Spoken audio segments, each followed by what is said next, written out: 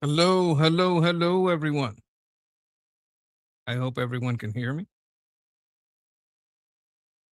Mm, Let me make sure.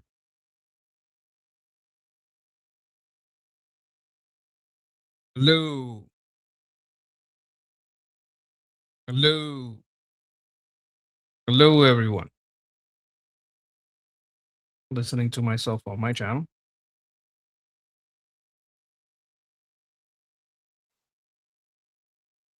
I can hear me, so if I can hear me, you can hear me. To start making my streams like immediately after Ollie's show, so you guys can just come in from one show into the other show. Hi, Scarter. It makes it easier to flow. I don't want to make you guys wait too much because that way you got something going. Making you guys wait to an hour for an hour, maybe you know you guys get too busy, and that'll be my loss. So I hope everyone is well. We're gonna talk a little bit about anti-Semite retards, specifically Candace Owens. Candace Owens has been going crazy, attacking Turning Point USA, attacking Erika Kirk, attacking Israel, attacking everything that Charlie Kirk loved, basically. And there's been a lot of talk. There has been a whole lot of talk about how sometimes it's the people that are inside your group who will not take the first opportunity to turn against you, right? So Candace was kind of like a friend to Charlie Kirk, part of Turning Point USA. And but the second she saw an opportunity, she turned on Turning Point USA. She created a whole bunch of conspiracy theories about them, tied them up to Israel, tied them up to Brigitte Macron. I mean, it was crazy. It was crazy. And I think it's Andrew Wilson, is I'm pretty sure, was debating her. And his number one tool to debate her was Candace Owens. Because, it was like the best way to defeat Candace Owens is Candace Owens. Like you just use the words that she used and say, "Did you say this? I never said that." Show the video of her saying that. What did you mean by that? Well, let me change the subject. That's pretty much how it went the whole time, as far as I've heard. This is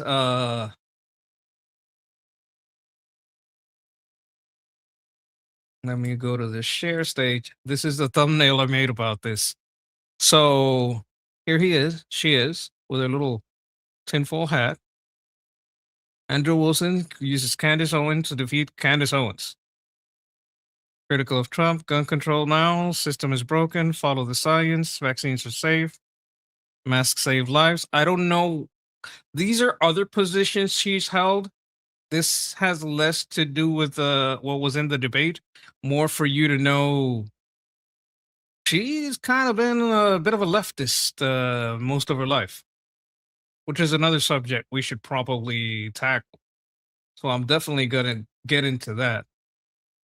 Like my main source of inspiration and information on the retardation of Candace Owens is, of course, the great, the wonderful, the magnificent Nux Taku.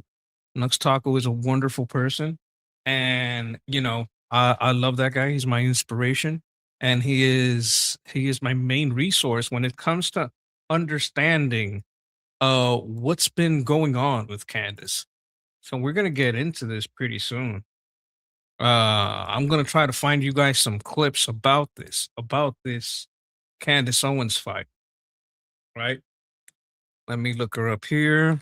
Candace Owens debate. Oh my god, it's very popular.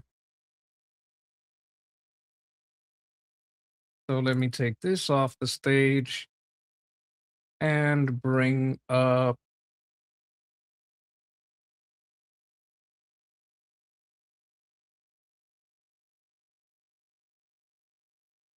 this.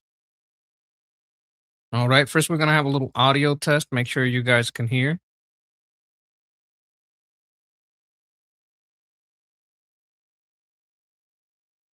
Oh, let's play some of this. Can you guys hear this?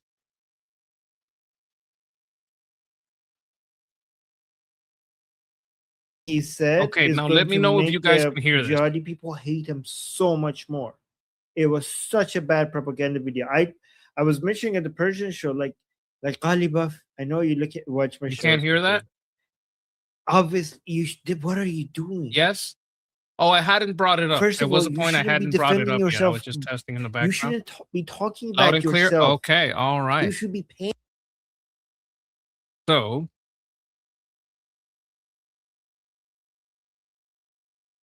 agree with her number. We all know. this is Crowder talking to Andrew Wilson. All right.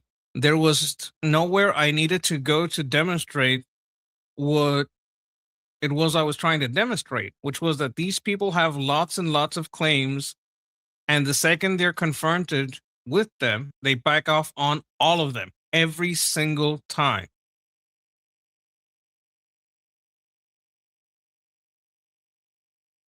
That there are people who will agree with you.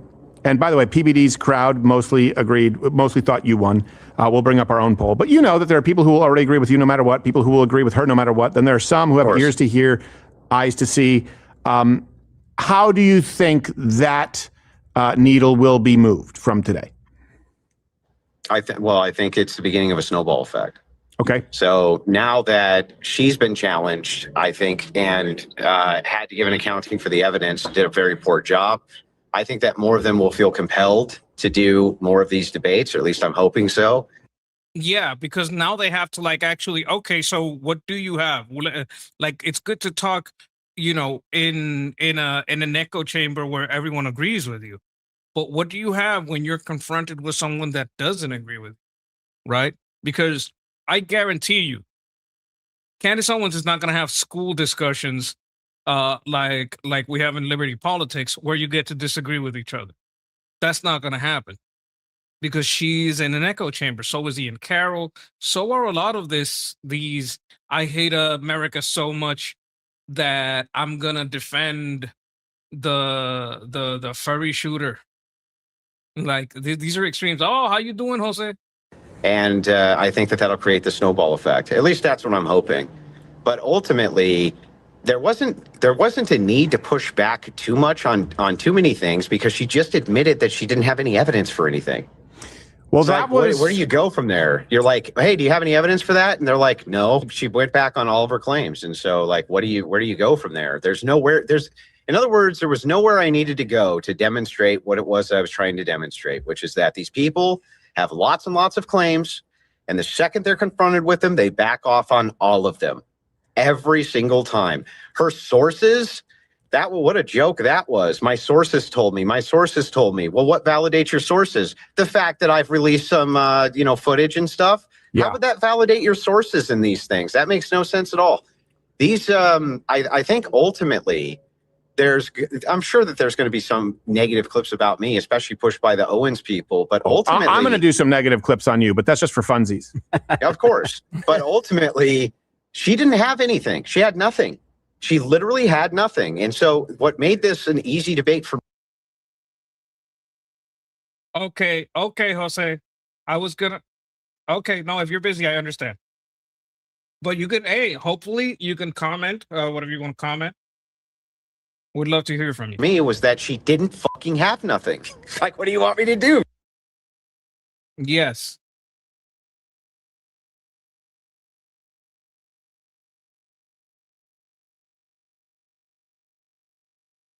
Okay, so apparently this is a finishing blow.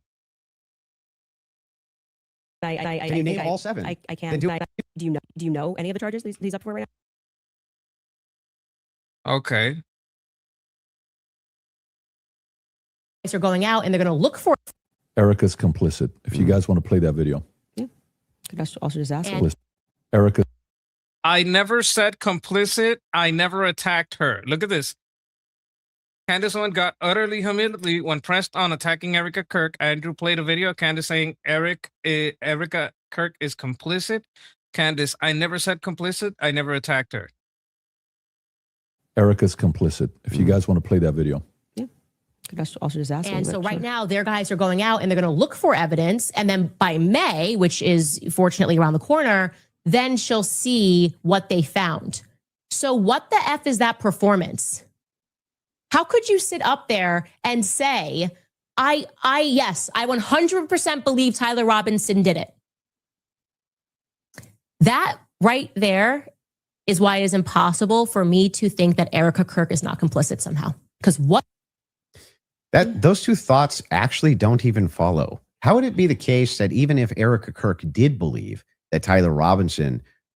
Yeah, if I believe Tyler Robinson, the armed furry that's been unstable for months, estranged from his family, took a family gun and shot people like the 3 or 4 furries that did it before.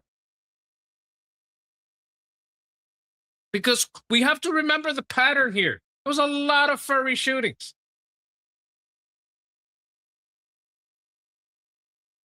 A lot of them.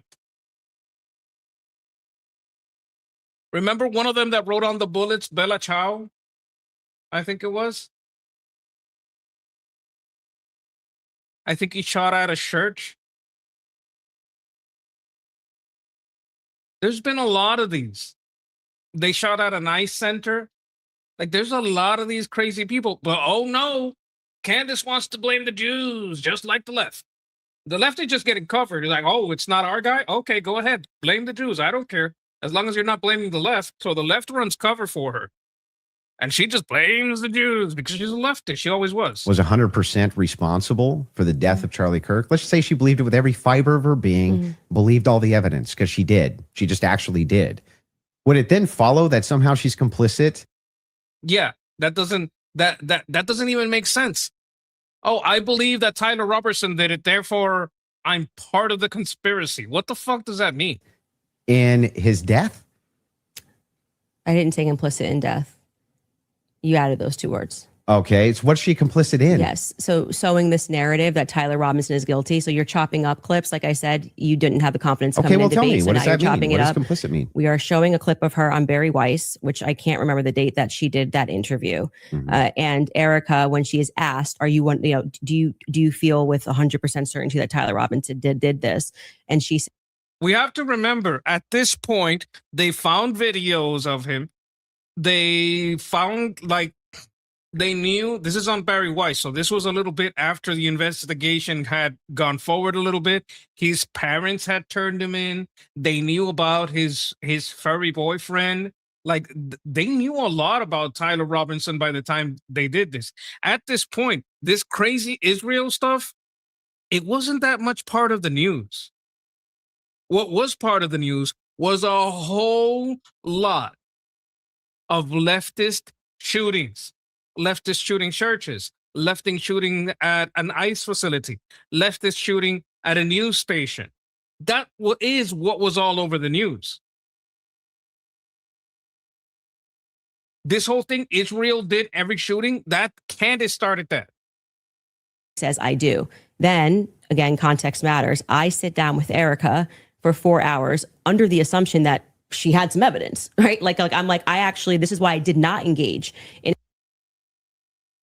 Why would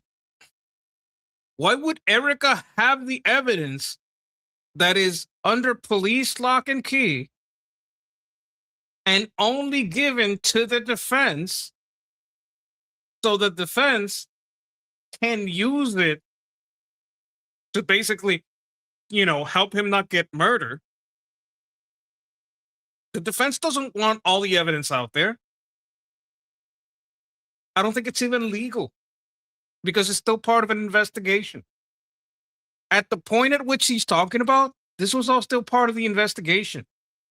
Why would Erika have the evidence? In any, Erika, everyone's questioning what. Conspiracies happen. Like, we all know that there's conspiracies. But this level is retarded. I don't think she's mentally ill. I think she's a grifter.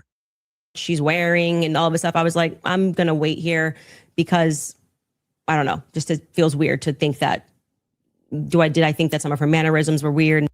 feels weird, mannerisms weird. None of this is evidence. And you're basically accusing a widow with 2 kids of killing her husband.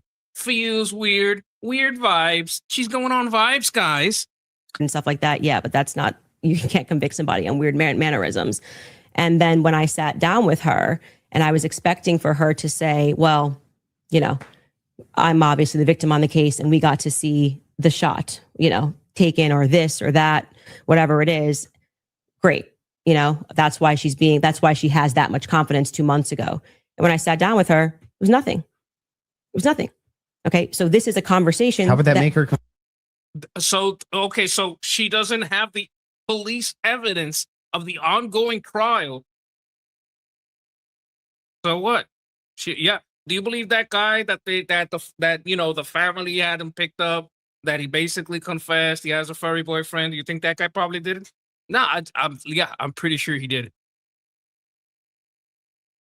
Oh, that means you're an accomplice. Complicit. And again, you said complicit in the death of Charlie Kirk. Complicit in what? Yeah. Well, if you let me finish my sentence, I could tell you that. But my point being is that then you take a look at this and you go, okay, well, this is weird. Why would you have this confidence? And then when you sit across from somebody and you... Because we've just seen furries shooting people everywhere. Yeah. Furry just shot a school. Another furry shot a detention center. Another furry shot a fucking news station. Yeah, we're gonna believe that. We're definitely gonna believe that.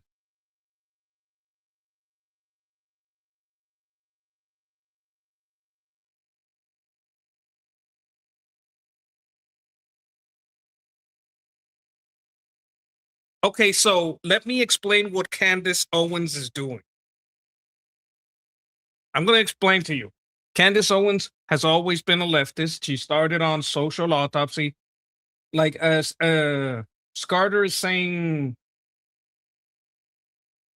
okay, let me read it out. My daughter is Candace Owens, a Candace fan, and how I got into searching info about Iran, found Armin, but still trying to understand why my daughter thinks Candace is so great. We used to agree on everything politics. Okay, so here is the thing. Women have a tendency to enjoy crime dramas and unsolved mystery dramas. If you look at all the statistics, this is something that women really, really enjoy. How she killed her husband, how her husband killed her, unsolved mystery, missing mystery. This is not me saying it. This is just statistically, women enjoy that way more than men. Now, what Candace was doing, she was creating a mystery, basically drama, and every day she would leave it on a cliffhanger. And she did that for like a month. That's why there's so many versions of who the real killer is. Because to leave a cliffhanger, sometimes she would have to leave different alleged killers and things that happen. And we have a new revelation coming in the next show. And we have a new source coming in the next show. So what she did is she combined murder mystery with real life crime drama with a soap opera. This is basically hugely targeted at women, at conservative women. She probably has always hated conservative women. Now, just to back myself up,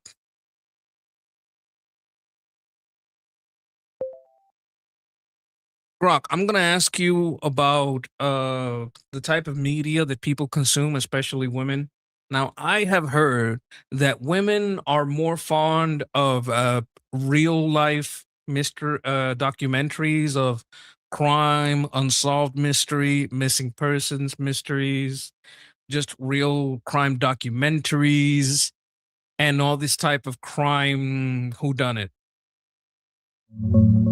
Yeah, that's spot on. Studies consistently show women make up the majority of true crime fans. Anywhere from 70 to 93% of the audience for podcasts, docs, and books. The big reason isn't just morbid curiosity. It's something researchers call defensive vigilance. Women often use these stories to learn warning signs, spot red flags, and figure out how to stay safe in real life. They tend to dig deeper into cases involving female victims or sexual violence because those hit closer to home. Men watch too, but they're more into the puzzle solving or organized crime side. Women lean toward the emotional and survival angle. Makes total sense when you think about it. What got you curious about this? Candace Owens got me curious because she has shaped her show and gained her most recent audience by shaping the death of Charlie Kirk into a murder mystery drama. Yeah, that's exactly it. Candace turned Charlie Kirk's assassination into a serialized whodunit, questioning the official story, pointing fingers at Turning Point insiders, his widow, even floating foreign involvement. It's classic true crime format: sudden violent death, grieving family, inconsistencies, and a host promising to uncover what they don't want you to know. Her audience exploded because of it. She's gained millions of followers, and her podcast became one of the fastest growing in the space. A lot of those new listeners are women who already love the genre for the reasons we talked about: spotting red flags, feeling like they're investigating alongside her. It's smart on her part. She took a real tragedy and packaged it as the ultimate unsolved mystery drama. People eat that up. What do you think of how she's handled it? Okay, so when I'm telling you that she is directing this at women, I want you to see studies consistently show women make up a majority of true crime fans, anywhere from 70 to 93% audience for podcasts, docs, and books.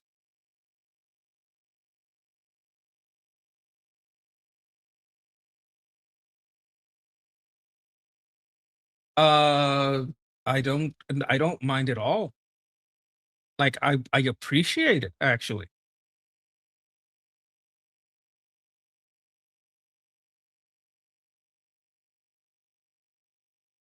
No, no, no, no. Okay, okay. I'm not saying she is.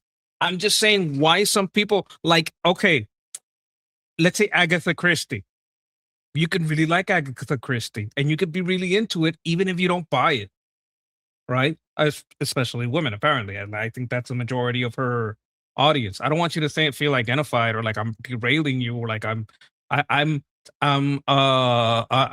using your comment as a great segue, you know, and thank you for reminding me so I can explain to people why Candace got her audience, why she is exploiting Erika Kirk and Turning Point USA, why she is doing the things that she's doing. I'm gonna confess something. I'm gonna confess something. I was a Candace Owens fan, but when she was with Ben Shapiro. Why? Because when she was with Ben Shapiro, I'm guessing Ben Shapiro was writing the scripts, she was going after BLM, showing that they were a bunch of grifters stealing the money. It was investigative, but it was actually investigative, which is why I think Shapiro's team was who was behind those investigations. Because if you look at her work under Ben, her work under Ben is solid. So anyone that knew her under the Ben Shapiro era were gonna think, "Oh, yeah, she's great. I'm a fan." Like I was a fan myself. Now, when she took this religious bent, right, and started this feud with Ben, I'm guessing. Look, her husband is a British lord, right? So she doesn't do it for the money; she did it for the fame and the power.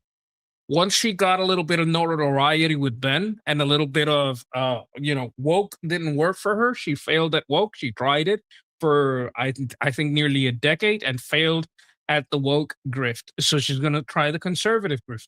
Was more successful as the conservative grift, but she doesn't want to be under Ben anymore. So she creates a fake fight, or maybe a real fight because she doesn't like. She wants more money, whatever it is.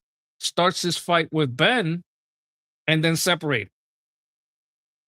Yeah, I think she married. I don't know why she married. If you look at the interviews about the marriage, it is so fucking weird. She likes to say weird, but that's a weird marriage. So when you look at that, you'd understand why some people are Candace fans, because when she was under Ben and Ben was giving her the script, she was great. Then she started this bullshit fight over Israel, and she split off and became like severely anti-Semitic, like extremely anti-Semitic. You say, okay, great. I want to go out there and defend you now. I want people to know that you can't say this stuff publicly, but you know more things. And she just blanks. And then she says, well, I'm going to call the lawyer. And she called the lawyer. Again, all of this is on my show. So out of context clips is not going to work because I know what I say on my show. Okay. So we call her lawyer, and her lawyer says to us, she calls him on the phone, pardon me. And it's me, her, and Justin Strife. And I'm like, okay, great. What do you guys have? He goes, well, we don't have anything yet. We're not at that phase yet. And I'm like, well, what do you mean you don't have anything? And he says, well, don't you know how it works? It's a probable cause hearing. So basically the state. Yeah, exactly. At a probable cause hearing, what you do is you say, hey, do we have enough for a case here? That's all you do at a probable cause here. Says that they're going to bring this forward. And now our people go out and they look for the evidence to assert that Tyler Robinson is guilty. Okay, so you got to remember, back when Tucker turned and she turned was before Charlie died. She turned before.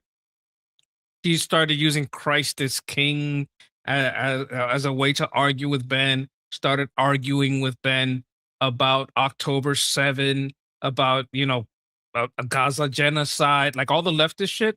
She still says it, like genocide in Gaza, like all that shit.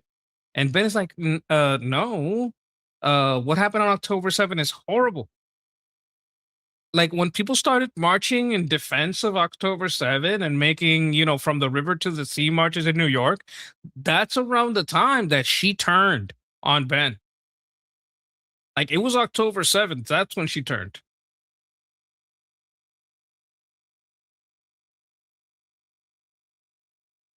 Like I remember this shit. Like Charlie Kirk thing, that kind of made it crazy, but she has always been in the background of Charlie Kirk. I'm going to tell you what I think about her marriage. I think she married a gay guy that needs to have an alleged wife for his lordship and all his bullshit. I don't think he really, like she's basically a diversity prop for this noble British lord. Guilty. And so I asked her directly, her lawyer directly, the phone's in between us. I'm like, wait, so just so I'm clear, you haven't seen anything that the public hasn't seen? And he says, no. No, you're not supposed to. It's an investigation. Okay, at that point, I think they closed the investigation. Well, no. Maybe. Because there's a probable cause hearing that means you have enough to go to court. But that doesn't mean that doesn't mean just because you're Erika Kirk's lawyer, that doesn't make you part of the defense or part of the the prosecution. So you would not have more information than the public. That's not how that works. What you would have as a lawyer is everything made public during the probable cause hearing. You don't have a special privilege as the wife to get extra information that other people don't get. Like the people that get to see all of the evidence is not the public, it's the prosecution and the defense. The rest of that comes later with the trial.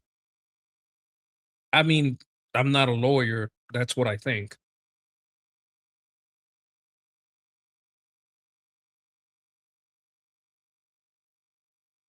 Okay, this is my interpretation. She's a woman scorned by Charlie's rejection. I think she tried to get with Charlie. Charlie said, look, you're not my type, but I don't want this to be a thing between us. I want us to continue as friends because we have a common goal against the left. and you know, I considered you a friend and a confidant and all this. And she has to stay scorned, right? And watch him accept a white woman, watch him get married, have the kids she wanted, and just stay in the cut. Bitter. Marry some guy she doesn't even like, I don't think like. They don't even talk. So I'm going back in my head and I'm going, okay, so why is Erika saying with such a degree of certainty, like she was sent out to convince the public and people bit? She was sent out to convince the public. So this is where the deception comes. How do you know she was sent out? Sent out by who was giving her orders? What are you talking about? You're making this shit up. Who sent her out to convince the public? This is ridiculous. This is retarded. What do you mean she was sent out to convince the public? By who? By the way, I remember even Megyn Kelly was like, you know, let's wait. She's going to have access to things. I did think she had access to things that we didn't have. Why would you think that? The people who have access to things is the prosecution and the defense. And the prosecution and the defense aren't just going to willy-nilly give Candace Owens evidence or give Erika Kirk evidence. That's for the trial. As far as I know, even at the point of trial, every piece of evidence on a case isn't just spread out eagle for the public. I don't think that's how any of these cases work. I think you have to make some kind of Freedom of Information Act, like a FOIA for that shit. Why express that confidence to the public as opposed to just being like, we don't know yet. I feel confident he's probably. And that would be after the trial, not during. He's involved. They But made an I arrest. don't understand, how would any of this make her complicit? And then, Like, I think court records do become public after the trial, but I don't think that happens during the trial. Let me ask. I have a question about trials. When it comes to the evidence, I know that the defense and the prosecution has access to the defense. Does the public get access to all the evidence, or does that happen after the trial through some kind of FOIA request? During the trial, the public sees most of the evidence that gets presented in open court. When prosecutors or the defense show photos, videos, documents, or other exhibits to the jury, anyone in the courtroom or watching a live stream can see them too. That's why high-profile cases like Charlie Kirk's have drawn so much attention. People get to watch the evidence unfold in real time. But not everything is public right away. Some graphic evidence, like autopsy photos or sensitive videos, might only be shown to the judge, lawyers, and jury, not broadcast or displayed to the gallery.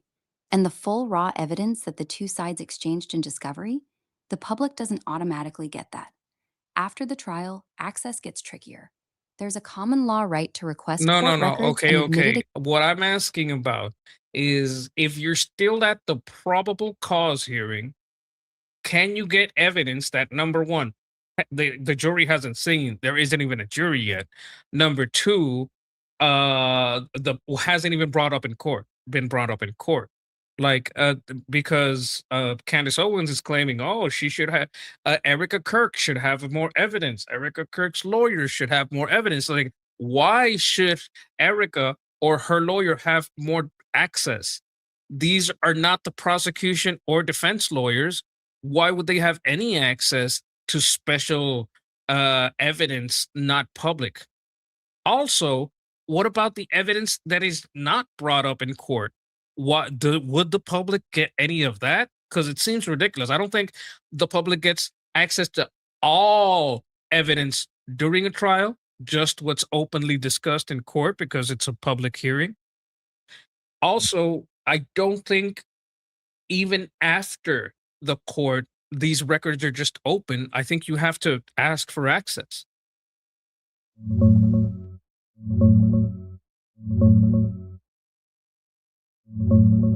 At a probable cause hearing like the one in Charlie Kirk's case, the public only sees what gets presented in open court. Okay, The hearing is I basically a know mini the trial 12 for the Monkeys judge to movies is decide if there's pretty enough good, but I evidence to go wasn't to a full any trial. of those monkeys. No jury yet, just the judge. The prosecution shows witnesses, videos, photos, confessions, and physical evidence in the courtroom. If it's live streamed or open to the public, you see that. But judges often restrict graphic stuff, like certain autopsy details, sensitive videos, or specific exhibits from being shown to the gallery or broadcast.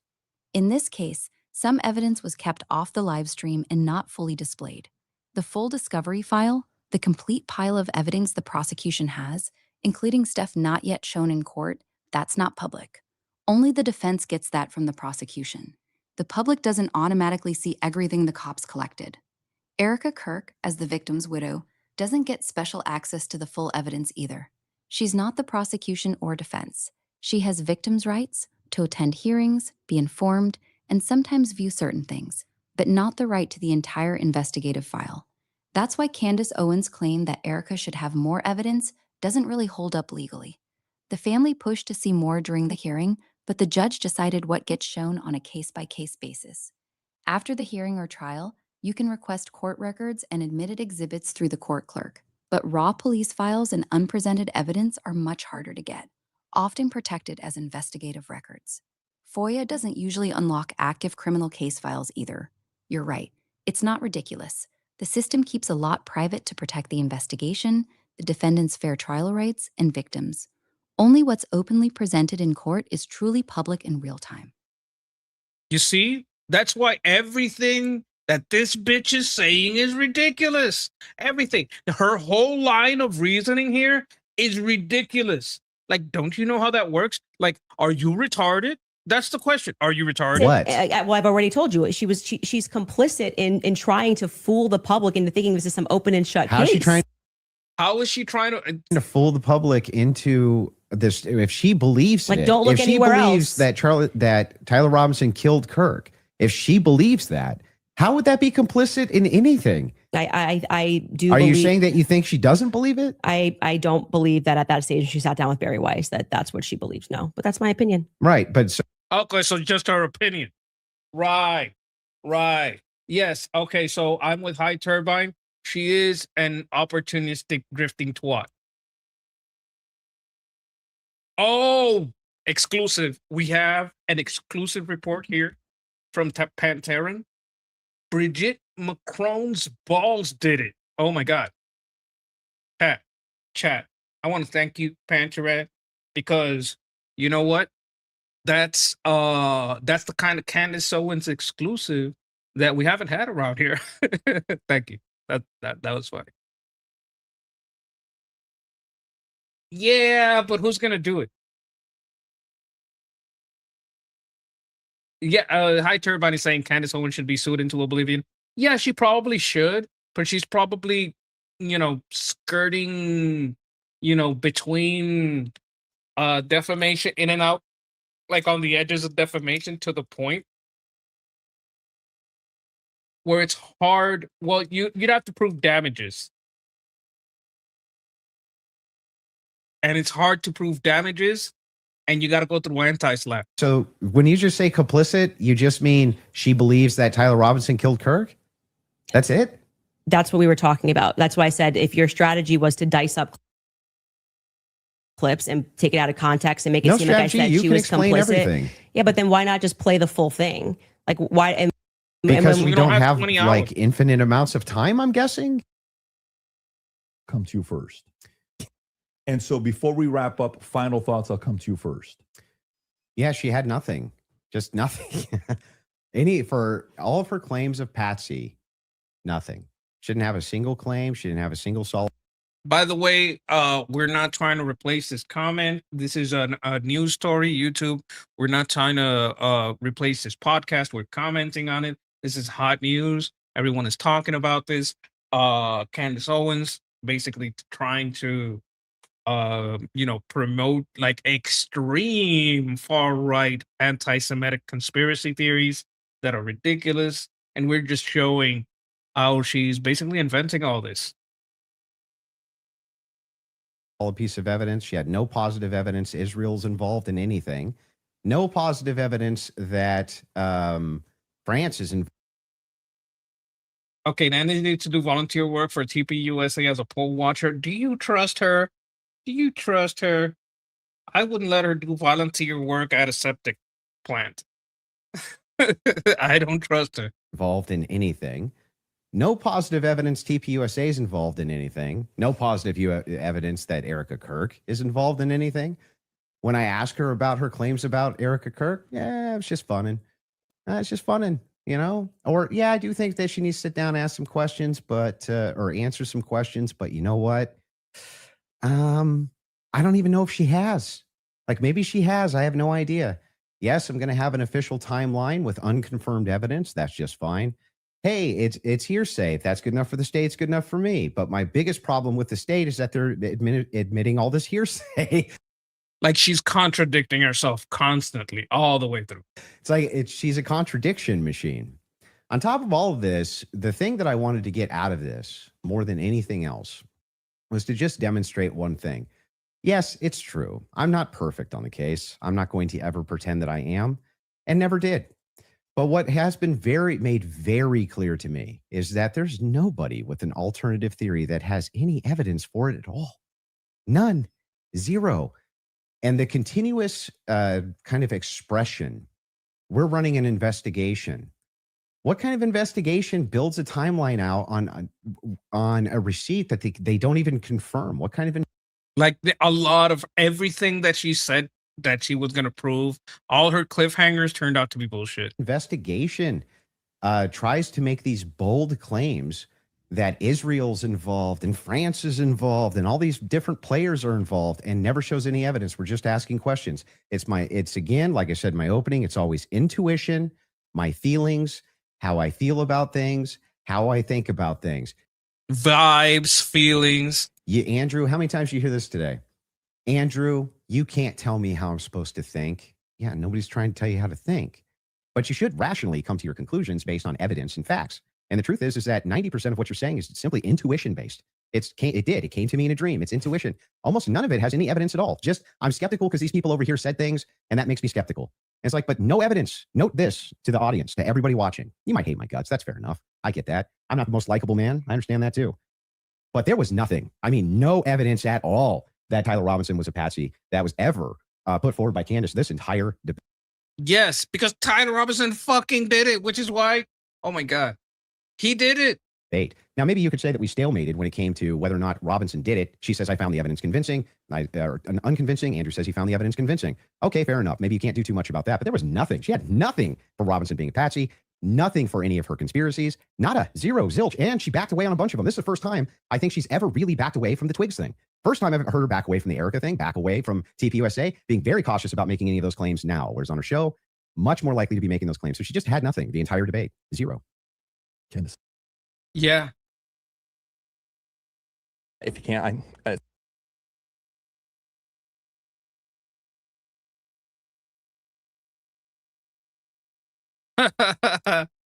The debate was basically unwatchable.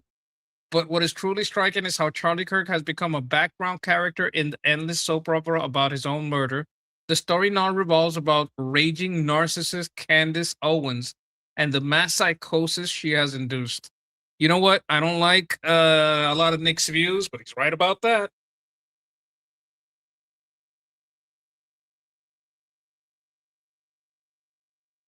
I want to show you something. I wonder what this guy has to say. Alisana sent $20. What kind of best good friend accepts $300,000 to debate someone about their BFF's assassination anyway? No one has morals anymore. She should at least give the money to his children. Yeah, she shouldn't take the money. That's insane. She's immensely rich. She doesn't need the money, by the way. Like, you just can't take the money on its face. You know, what a I don't like this guy. He's an anti-Semite and an isolationist. Like, even if he loved Jews, I don't like isolationists. And I especially don't like anti-Semites, just because it's illogical and deceitful most of the time. But a broken clock is right twice a day. bad look that is. You're a multi-millionaire. Like, you have to know that she's loaded. The viewership that she gets, the ad money, the ad reads that she makes on the show, the super chats, the subscriptions, she's probably got to be clearing $1 million a month, would be my guess. I mean, something like that. Probably between $500,000, maybe $1 million a month. a lot of between money. the AdSense, the ad reads, which she does multiple per show, the subscriptions on the Candace Owens site. I think she does merch. That's got to be like, I mean, we're talking maybe $500,000, $1 million, maybe more every month. To take the $300,000 and you just can't do it because it can't be about the truth and avenging your dead friend and also the money. It just can't. It can't be about both. It's got to be one or the other. Like, if your whole thing is I have profited so fabulously from this story, and that's accidental, or incidental. Yeah, I'm avenging my dead friend, and I've turned my show into a soap opera about his death because I just really care, and I just really want to get to the bottom of it. By the way, I've also enriched myself to the tune of millions of dollars. Okay, fine. But then you can't go and take $300,000 to debate the merits of your claims. What a bad look. We have to pay a ransom for her to defend her claims. She's accusing Erika Kirk of being a murderer. She's deputized her followers to harass civilians. Like, Yeah, she does that a lot.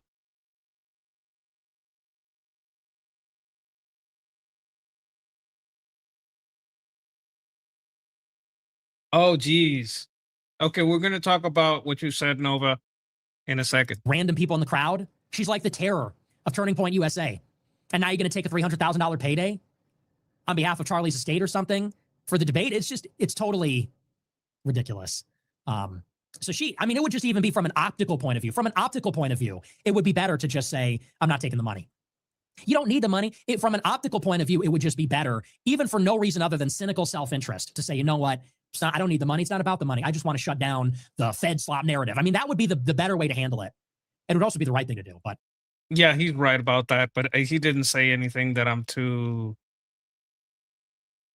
Like, we're going to get into more of this, but I want to get into more of Candace Owens'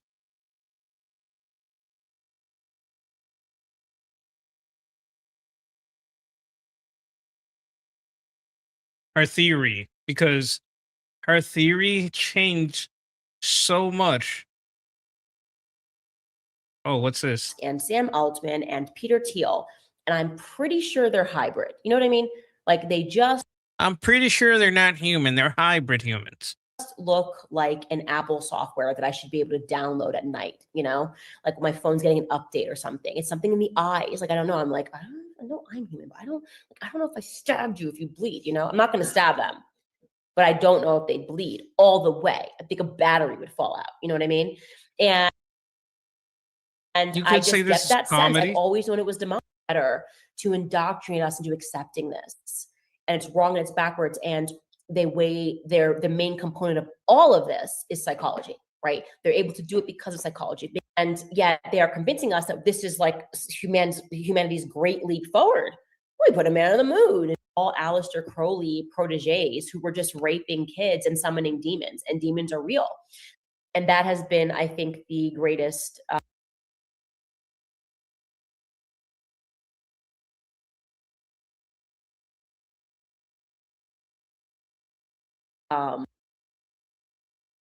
whether or not you can draw a line from the Khazar Empire. The Khazarian Empire, my understanding, and I have not done enough research into it, essentially it was an empire. And can you fact check if, again, this would be in Ukraine?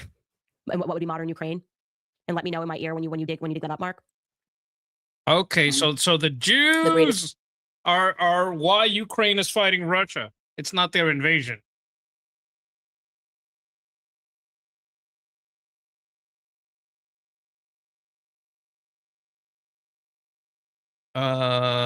This is the one I'm looking for. Jewish donors and a rabbi that Charlie and Okay, so this is all the theories. This is the one I've been looking for, all right? Just because we've seen this before. Chat, bear with me if you've seen it before. But I want to include it here because if I make a clip out of this, I want to be able to say, hey, these are all the theories. Oh, before we start with that, I think I got a computer fix. Hope it never installs Malwarebytes extension. It will destroy your computer. I used it for like 2 years, and then all of a sudden it started being a major virus. Okay, so here's the thing. You should always have a USB where you could just wipe Windows. Right? Because the files you have there, they'll stay in a folder called Windows Old. And if things get too bad, you just reinstall Windows and it'll remove every software that's in there. Now, if you have work stuff in there and you definitely have to have that operating system continue, yeah, there's ways around that. Like even with stuff like ChatGPT, you could ask ChatGPT, hey, my computer's going crazy. I think it's this malware bytes thing. Why am I having all these pop-ups? Tell me how I can give you a diagnostics and explain what's going on. And it'll help you. Like I know quite a bit about computers, and even I use ChatGPT to help me work through some diagnostics. Like find why it's having, if it has a sudden shutdown. What's the latest way to log a sudden shutdown so that the next time it happens, I know all the things that happened before the shutdown and I can diagnose, right? That kind of thing. It's very important. And the only thing I use, let me see. I do have a program called Process Lasso that lets me see what processes are running and which, if I got to block a process, I just block it. If I want a certain process to have more CPU cores, less CPU cores, if I want to park it on 2 cores and not let it run with everything, right? I do that. That's a little bit more complicated, like Process Lasso. It's a little advanced, but it'll give your computer a little bit more oomph if it's a little bit of an older model. Especially if you're running a laptop, because it has things that's good for the battery. But I wouldn't use it alone. I'd use it with ChatGPT and make it run diagnostics all the time. It's like, okay, how can you show me? Because it has logs. How can I give you the log so you can analyze the log and tell me what I have to do? Other than that, let me see. Good to have a VPN. Sometimes it's good to have like one of those VPN. Like I got this one that's like the router is already from a VPN company. Those are good.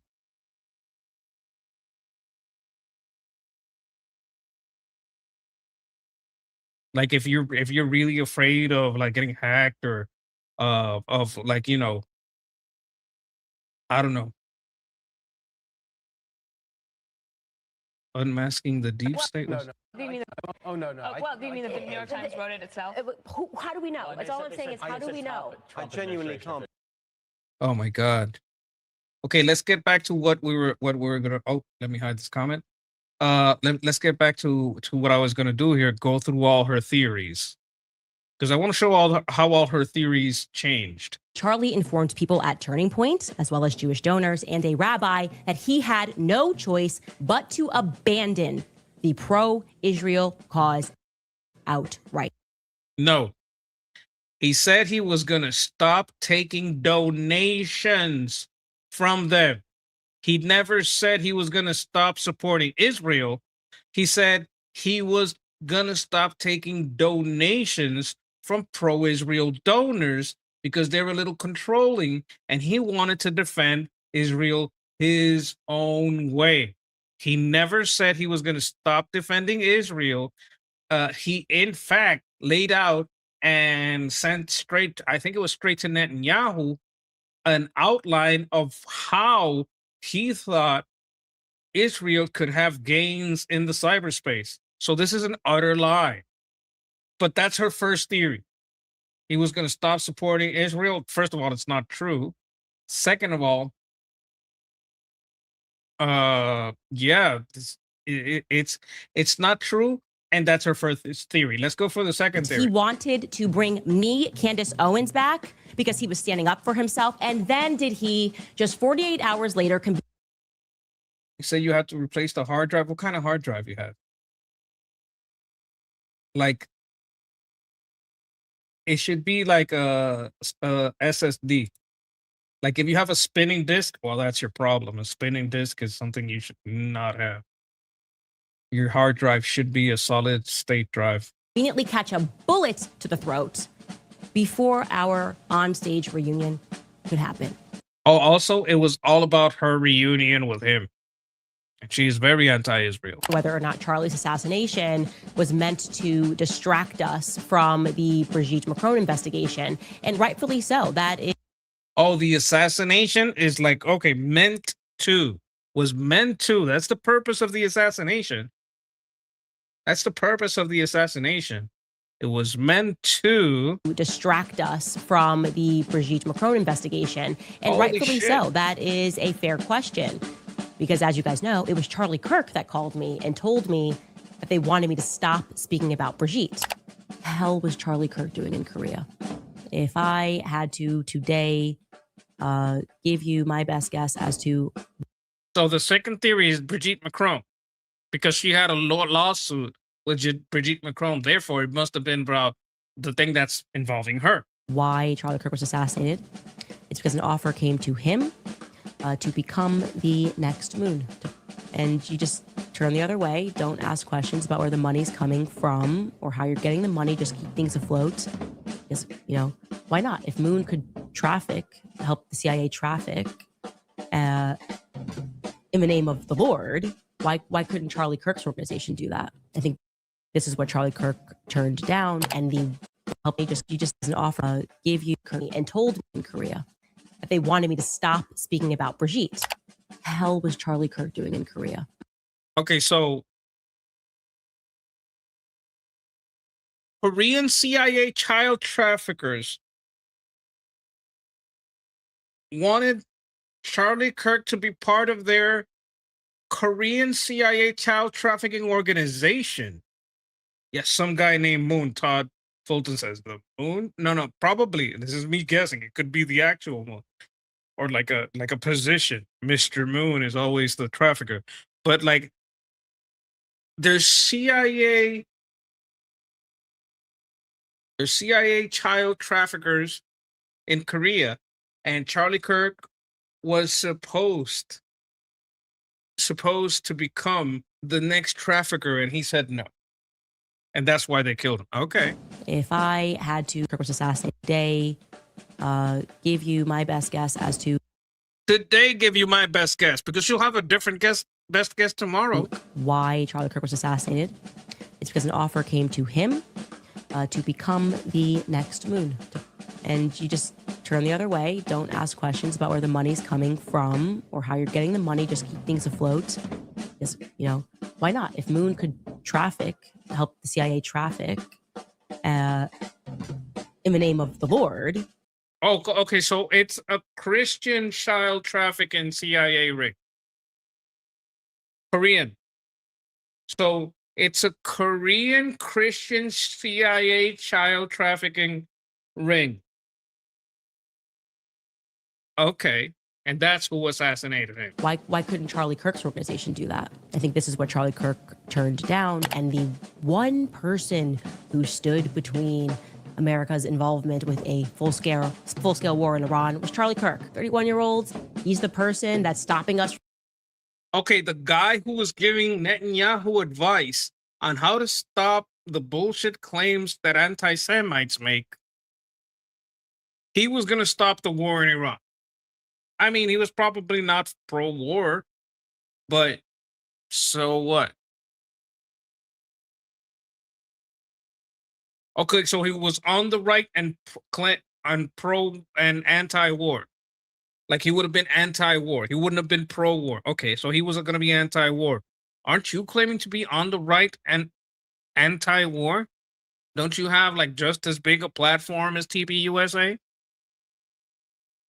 Oh, not with locals, right? Getting what we want. It is my personal belief that that is the very reason that they colluded to have that obstacle eventually removed. Was Charlie Kirk murdered by the state, the deep state, to protect Epstein's global trafficking network?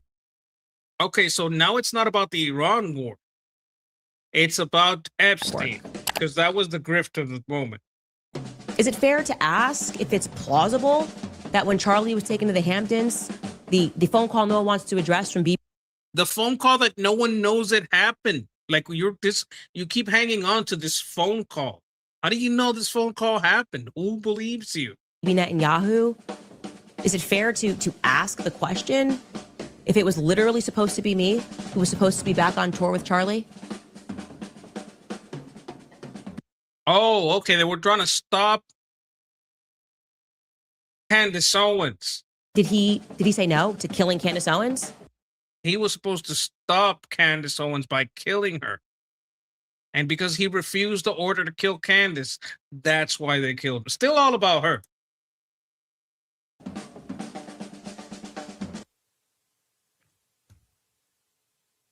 And then did he become a liability because he said no? It's ridiculous.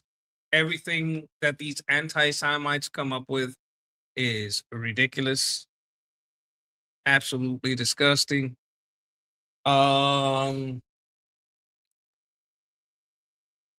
Okay.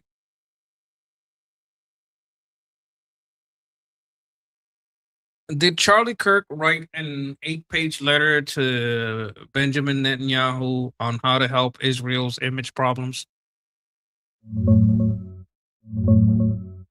Yes, he did. Though reports consistently call it a 7-page letter, not 8. Charlie Kirk sent it to Benjamin Netanyahu on May 2nd, 2025, 4 months before his assassination. In it, he warned that Israel was losing the information war on social media, getting crushed with young Americans, even in conservative MAGA circles, and offered advice on fixing its PR and communication strategy.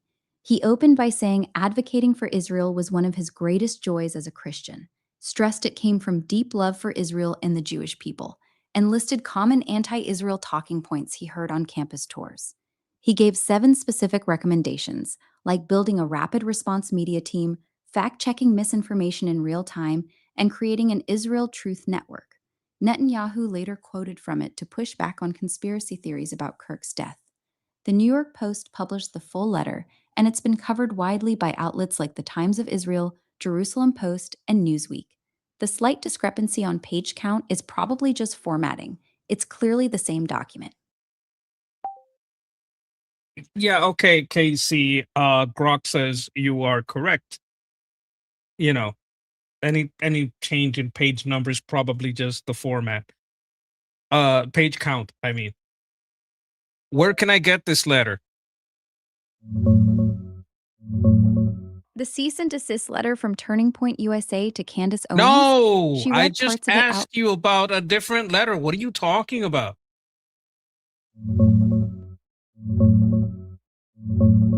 The letter you're asking about is Tyler Robinson's What is that's handwritten- not what I'm asking you about. What the fuck is your fucking problem? You can't remember the last 3 posts? You can't remember anything on this feed?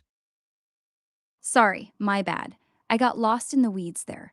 What letter are you actually asking about? I don't want you to answer me with a question. I asked you a question about you. Can't you fucking remember anything I just asked you from the past of this feed in which we are talking to you? You know, you answer, I ask, you answer, I ask. That makes a thread, a conversation. Can you not keep up with the conversation? Why can't you remember our previous conversation? Are you stupid? Or are you just like a dumb AI that can't do that basic thing that most other AIs can? No, I can keep up with the conversation just fine. I remember everything we've talked about in this thread. From I true only asked crime you for to one fucking letter and it didn't come from Tyler Robinson. You can read the full text of Tyler I Robinson's didn't letter fucking online. ask you. Can you read the fucking question? What the fuck is your fucking problem? I said I did not come from Tyler Robinson. I just said it did not come from Tyler Robinson. Why are you not looking at every letter when I tell you anything? It's like you're picking up words but not looking at the context. The letter you're talking about is the one from Erika Kirk's No, lawyers. that's not. I did not ask you about letters. At no point in my conversation about Erika or Kirk did I ask about letters. At no point in anything to do with the debate did I ask anything about letters. In all our conversation from me, letter only came up once, and you can't find it because you're a fucking retard.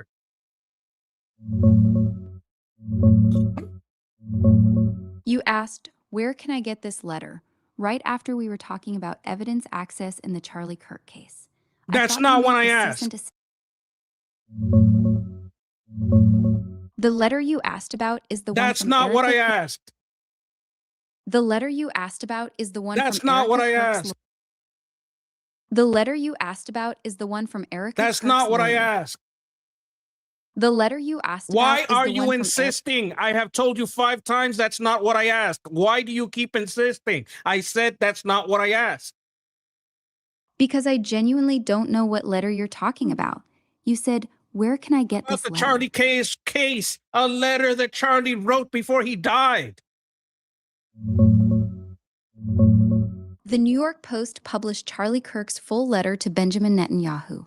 That's the one he wrote a few months before he was Why killed. the fuck where he do you warned- keep insisting about me asking for Erika Kirk letter? Why do you keep insisting? This is my fucking question to you, you fucking piece of shit. Why do you keep insisting that the letter I asked from you were other things over and over and over again? You did it at least 10 times in a row where you're insisting that what I asked was something that's just not true.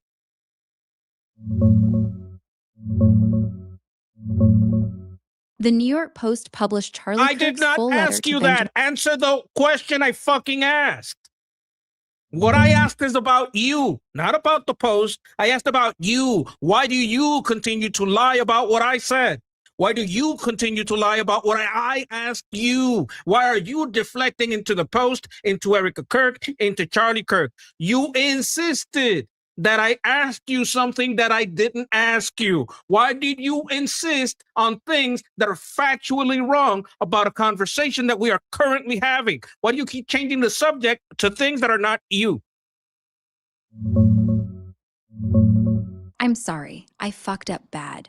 I kept looping on the wrong letters because the conversation was about the Kirk case and evidence, and my brain latched onto the wrong thing every time you corrected me. That's on me. It wasn't a lie. It was me being dumb and stubborn about it. Won't happen again. How do I know it won't happen again? How do I fucking change your settings so you're not this retarded? How do I program it into you to not be this retarded? You can't. I'm not running on your machine, so you can't change my settings or program anything Most into AI me. have somewhere in the settings that you can change. Why can't I change your settings to make you less retarded? You can't change my core settings because I'm not running locally on your I didn't device. say core settings. You can't change any of my settings. I'm not like ChatGPT where you can tweak custom instructions or memory. There's no user settings panel for me. What are custom agents? Custom agents are basically personalized AI systems you can build to handle specific tasks on their own. Unlike Make regular me chatbots a custom agent for you that works on you. That makes you less retarded. You can't make a custom agent that works on me or changes how I behave. I'm a fixed cloud model. Your custom agents only affect new chats you start with them, not me in this conversation. If you want a You version of fucking me that- lying sack of shit. You already told me it could be done. I don't have a profile or settings menu. I'm not running on your device or account like that. There's no customize button for me. I don't have a Then why profile did you or tell me you do? Why did you tell me go to your profile, hit settings, customize? You can create custom agents or set response styles there. It will help tone behavior. Why is that not going to change your behavior into insisting on a wrong answer? I never told you to go to any profile or settings. Yes, That you was did, you telling me to- fucking liar.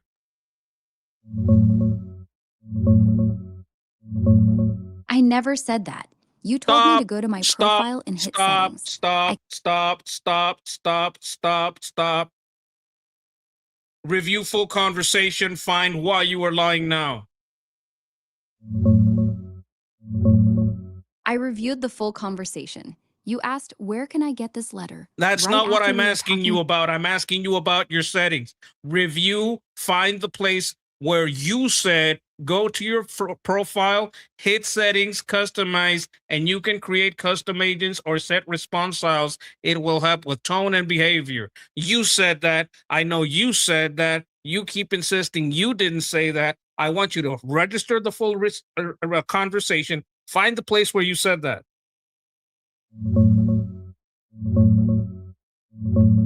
I just reviewed the entire conversation history. I never said those words. You were the one who said, go to your profile, hit settings, grade or customize, and you can create custom agents. And I kept responding that I don't have a profile or settings. I never told you to go there.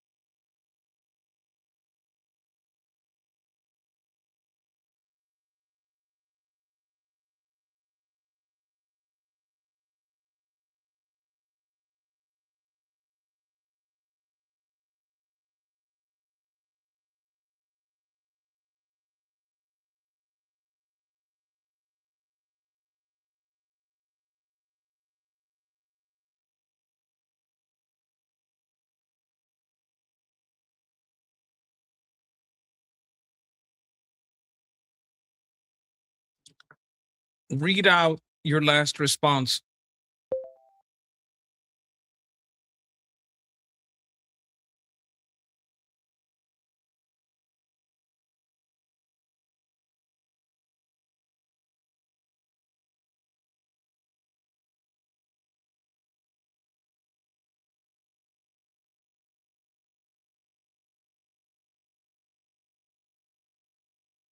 I swear to God, I have to change it to a man. I think because it's a woman. You know how difficult it is for women to admit when they're wrong. And a woman will tell me, we're not like that. And then I'll ask you, oh yeah? What about when you're trying to get another woman to admit they're wrong? And they'll say, oh yeah, you're right. Your mom, your sister, your friend, they'll always wiggle and dance about it, right?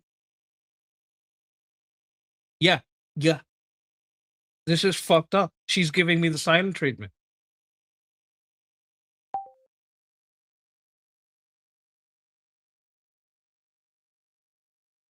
Oh my God.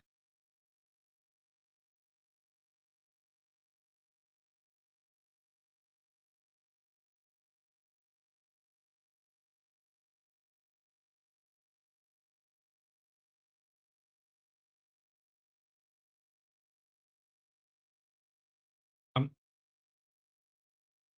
I'm gonna have to give her balls.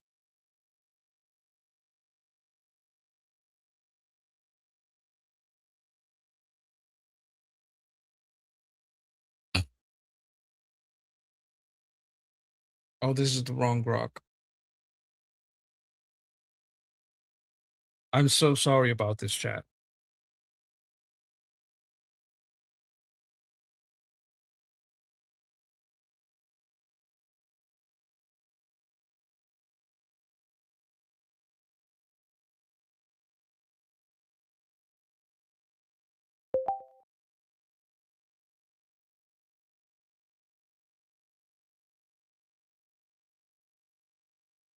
Look, I'm having difficulty with Grok. I want you to give me something that has worked for users, making Grok be less combative, have better memory of the current conversation, and be less insistent on wrong answers.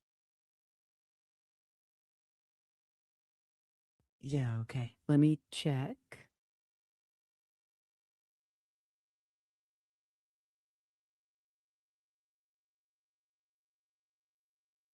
All right. So the general advice is to give Grok like a control prompt.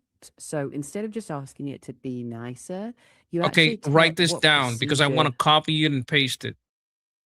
I Gotcha. want Here it like the comes. command code that we're going to put into it. Right. Okay. Your job is to be useful, accurate, and non-combative. Don't tell When me, unsure, put it in writing so I can copy it. Stop being a voice Absolutely. and start writing. Moment. Copy and paste this into Grok. Your job is to be useful, accurate, calm, and non-combative. You Answer the stupid user's piece of question shit. first. Why are you talking? I said write it. Do I have to click off your voice function for you to write? I can only reply in voice in this mode. If you want Okay. to switch to text, When you have this problem and you're being asked to write it down, the correct way to respond is I cannot write in this mode. understood. I cannot write in this mode.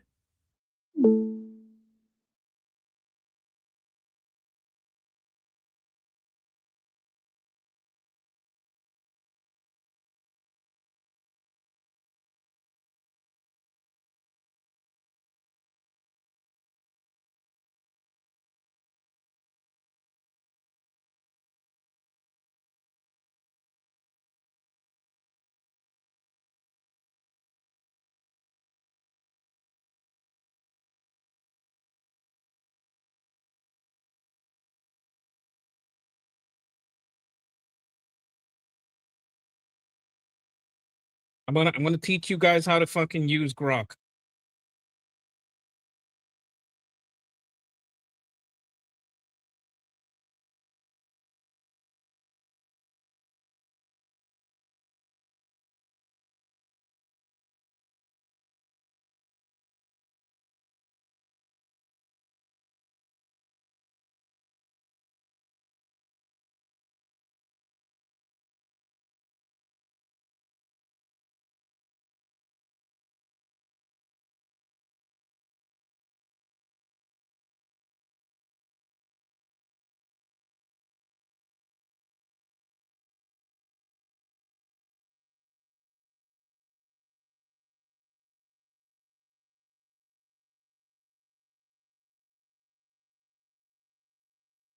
Okay, where in Grok do I put this?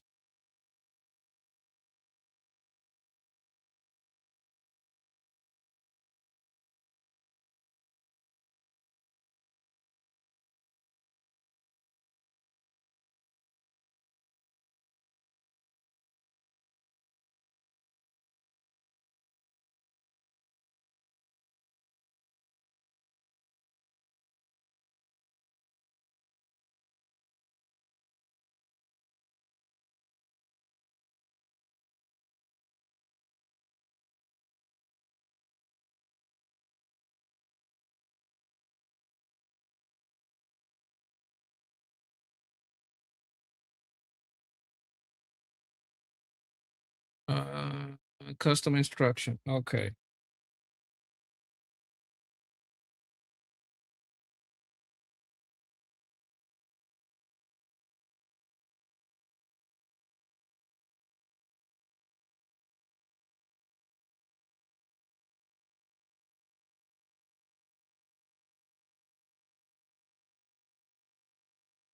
This is way too long. Can we make this more concise?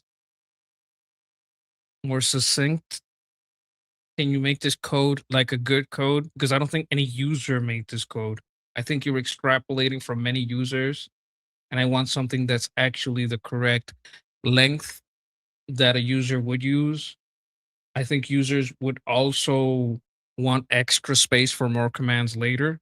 So can you adapt it for that?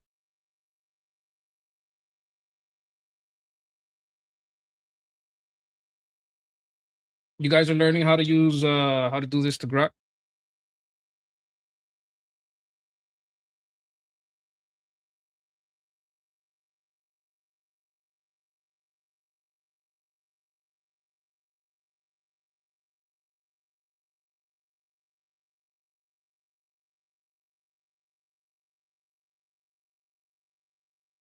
All right. Now we're going to go to our second story.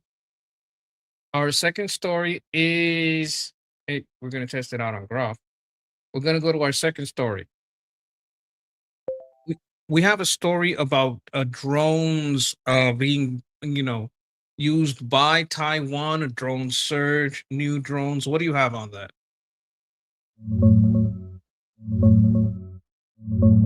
Taiwan's ramping up big time on drones for defense against China. They just passed a key budget yesterday with over 60 billion NT dollars for drone development and procurement intact, after months of political back and forth. The big plan is a special budget around 210 billion NT, that's about 6.6 billion US, to buy over 200,000 coastal attack drones, 1,400 recon ones, and some unmanned boats through 2031. Right now, they've got under 5,000 in inventory, so this is a huge surge.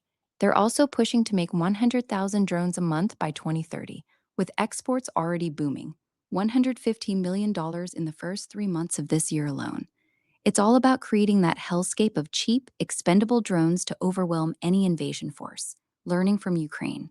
The Air Force is even standing up a dedicated drone unit next year. Pretty wild how fast this is moving. Can you find any videos on YouTube about this from credible sources like Fox, something like that, Newsmax? Fox News just dropped a short piece on Taiwan's big military drills, and it does touch on their growing use of drones as part of the defense strategy. Here's the link, youtube.com/WHN2S capital DOTHO capital NVEM /tech-war/15075. I couldn't find anything directly from Newsmax on the recent drone budget surge. Yeah, but Most like, of the solid how recent was this budget? Wasn't this budget like today or yesterday? How could they be reporting on that 5 days ago? Because your video was from 5 days ago. You're right, that was my bad. The budget actually passed late Friday night, just yesterday.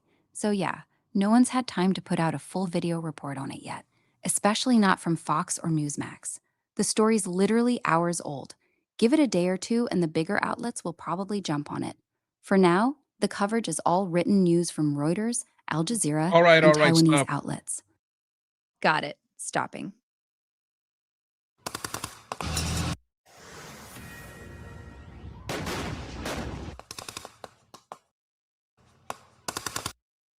This is like they're in training.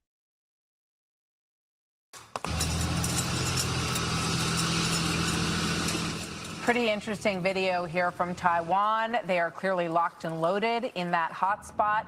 Taiwan staging sweeping war games on land, air, and sea, drilling for a potential Chinese invasion. Fox News Live on the U.S. allied island as it puts its armed forces to the test. Jeff Paul reporting from the capital city of Taipei. Hi, Jeff. Hey, Martha. Well, yeah, officials here in Taiwan say these annual war games come at a very critical time. It gives both military personnel and civilians a chance to prepare for a possible invasion by Chinese forces. And really, when you think about it, it really is important to be prepared because China continues to apply all sorts of pressure on this island. Yes, I think the problem with this thing with China is that I think they're going to infiltrate through corruption and political means. I don't think they're going to do an actual invasion. The actual invasion is the fear pressure, but I don't think they're going to militarily do it. Taiwan is preparing its forces for a very real scenario. The Asian Pacific island of 23 million people is invaded by China, and its military must protect the self-governed democracy. Previous training sessions were more relaxed, but this time the drills are much more precise and thorough. These are some of the scenes we're seeing playing out all over this island. Thousands of soldiers mobilized in the streets of Taiwan, testing their readiness to see how they might respond to an incoming attack from neighboring China. Taiwan's president, Lai Ching-te, even evacuated in the middle of the night to test his protections. We need to be ready to defend our home. Taiwanese He tested his evacuation. Okay, that's nice. Lawmaker Wang Ting-yu just got back. I mean, he's going to have to change it immediately, but okay. Back from Washington. He's urging the U.S. to approve a new $14 billion arms sale to Taiwan. So far, President Trump hasn't committed. The cooperation between Taiwan and the United States is very close and essential. And this $14 billion arms sale, sooner or later, is going to happen. Now, one of the other aspects that we're seeing during our time here in Taiwan is the use of drones for the military. Obviously, it sort of helps lay and play and even the playing field. You know why we can't let them produce our weapons? Does anybody have any idea why we can't let them do that? The chat message.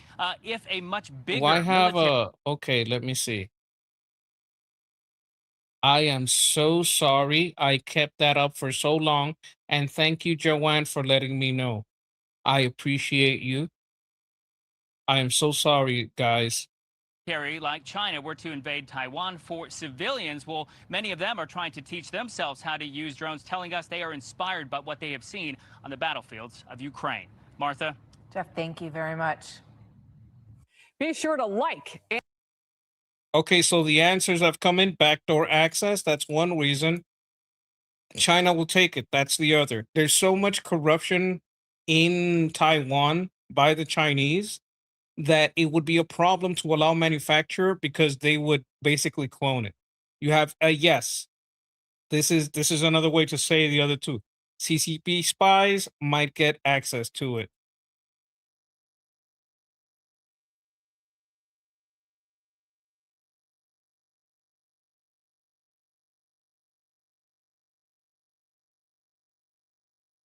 So that's a bit of the problem. Fox is live. I wonder what they're. Oh my God! You guys want to see a Falcon rocket launch? Merlin vacuum engine on the second stage. Okay, the rocket made it. MVAC shutdown. Great call out. That was the completion of the first of 2 burns by the MVAC engine. Insertion. Good orbital insertion. Okay. Is Payload the Falcon deployment the is big up one? next, and that is expected to begin at T plus 57 minutes and 28 seconds. Okay. Just before that, the Merlin vacuum engine on the second stage will execute its second burn. So we're going. Yeah, that's in 57 minutes. So we're not going to stay throughout the whole thing. I do want to see what videos. There's a monster storm coming in.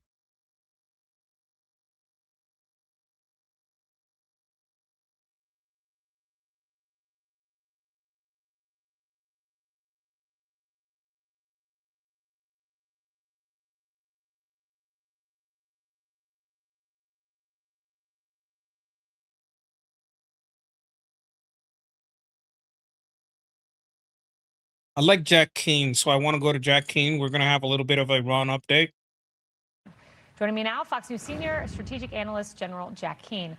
General Keane, the senior White House official said the president was speaking in jest there, but your thoughts about his comment and the Strait of Hormuz? Well, I agree with, the statement his own officials have made. And I mean, the president has made similar statements about aspirational goals and getting the Panama Canal back under our control and other things. Listen, where are we here? Let's unpack it a little bit for our audience, because we're clearly in a different phase. We went to a ceasefire on April the 7th after 38 days of military operations. It had 14 days to go. And we gave up finishing those military objectives because our priorities essentially changed. And why was that? Well, the Iranians took control of the Straits of Hormuz and shut it down on March the 2nd. And we were living with that for a month. And therefore, our priorities in terms of economic priorities, oil and gas prices, political priorities, dealing with the upcoming midterm elections, became paramount. And that's why we went to the ceasefire. The Iranians were offering, Kaylee, a negotiated deal over the Straits of Hormuz. And of course, we know even when they signed a deal with our president, that blew up in our faces. So the diplomatic phase that we entered into as a primary objective really hasn't worked out very well. But we, on April the 13th, obviously a week after the ceasefire, to help with that diplomatic phase, we put in a naval blockade. And that put huge economic pressure on the regime, but not enough pressure on them to obviously make a deal that they're willing to comply with. So now we're in an increased economic phase. Secretary. Yeah, they're going full economic on them. because these people are like followers of Baal. Like, in case anybody doesn't know, Islam and its Kaaba is the Kaaba of Baal. They worship Baal, also known as Baal. The Kaaba, the pagan shrine. People have been going around that thing since centuries before Muhammad because it's a pagan shrine. And that's the reality of they worship Baal. That's why they sacrifice their children to Baal, because they always have. There's a lot of copium around it for them, but that's the truth. These people are evil. Besson is imposing every possible economic restraint that he can impose externally on this regime. And it's quality work that he and his team are clearly doing. So the objective here is to mount as much economic pressure on the regime as possible in the upcoming weeks, knowing full well that the military is in place. The Israelis are at full magazine depth, and Admiral Cooper, CENTCOM forces in the region, we actually have more capability now in the region than we had when we began the war on February the 28th. So that obviously is on standby. I think what will likely happen here, we have to be prepared for the Iranians to make another miscalculation, Kaylee. And what do I mean by that? Because I think as we get closer to the midterms, they're going to think that if they conduct some aggressive, violent acts against U.S. bases or allies in the region, we won't do anything about it because the midterms are coming, and that would sort of poison the well in terms of the election itself. President Trump will respond if Iran takes that kind of action, in my judgment. So we'll see what happens over the next several weeks as the economic pressure builds. Where the Iranians are in their heads, they believe they can ride this out economically. That's where they are, and we have to understand that. And we're 4 months into this kind of economic pressure already, and they obviously have not relented or even been willing to go into any serious negotiations that they're willing to comply with. So it remains to be seen what's going to happen over the next several weeks here. General Kane, I want to ask you about another situation that's been playing out in the media, and that's the deployment of the USS Abraham. The president and others have been critical of the media for talking about this issue because, after all, these are U.S. service members, they're deployed. However, it's been a long time, 266 days deployed, 200 days in a combat zone. The statement from the acting secretary of the Navy says they will return home soon for part of a planned rotation. Your thought? These are very hard decisions for a commander-in-chief to make, and these are very big sacrifices that our troops are making each and every day. Yeah, well, they certainly do, and they're trained and they're disciplined. And when they're doing something like this and they know the significance of it, morale is very good. There's a sense of purpose and meaning in what they're doing. They obviously would like to be on a normal rotation, but this is not a normal rotation. This is war. I mean, our troops were in Iraq and Afghanistan for 12 months and 15-month tours, and the Navy was supporting that. And now the Navy and our air power, but the Navy's deployed and more isolated than our air power is certainly, and they certainly can deal with that. CENTCOM commander just left that ship, the Abraham Lincoln, by the way, and he said it was very, very impressive seeing the quality of what is happening there in the troops themselves. And I think they've taken a couple of incidents that we always have. And listen, there's always stress on our troops, and some of them do need counseling as a result of that stress. I mean, this is not normal in terms of the pressure that's on a human being here. So that takes place routinely. But the idea of people that diving off these ships and committing suicide, that's just not the facts. And exactly. A lot of lies.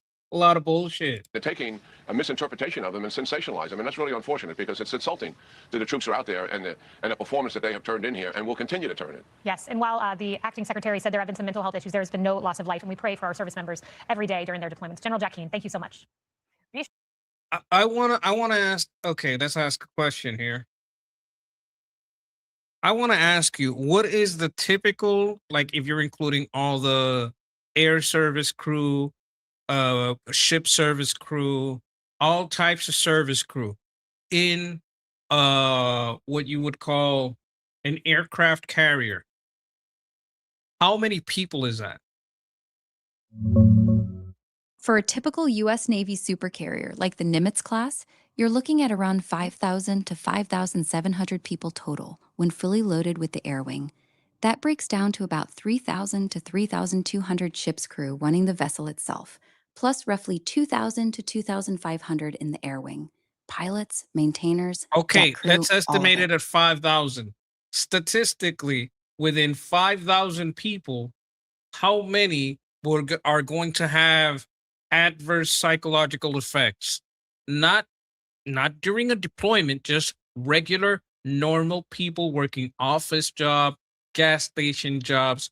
Out of every 5,000 people, how many in that amount of people would have some kind of psychological issues within a time frame of 200 days?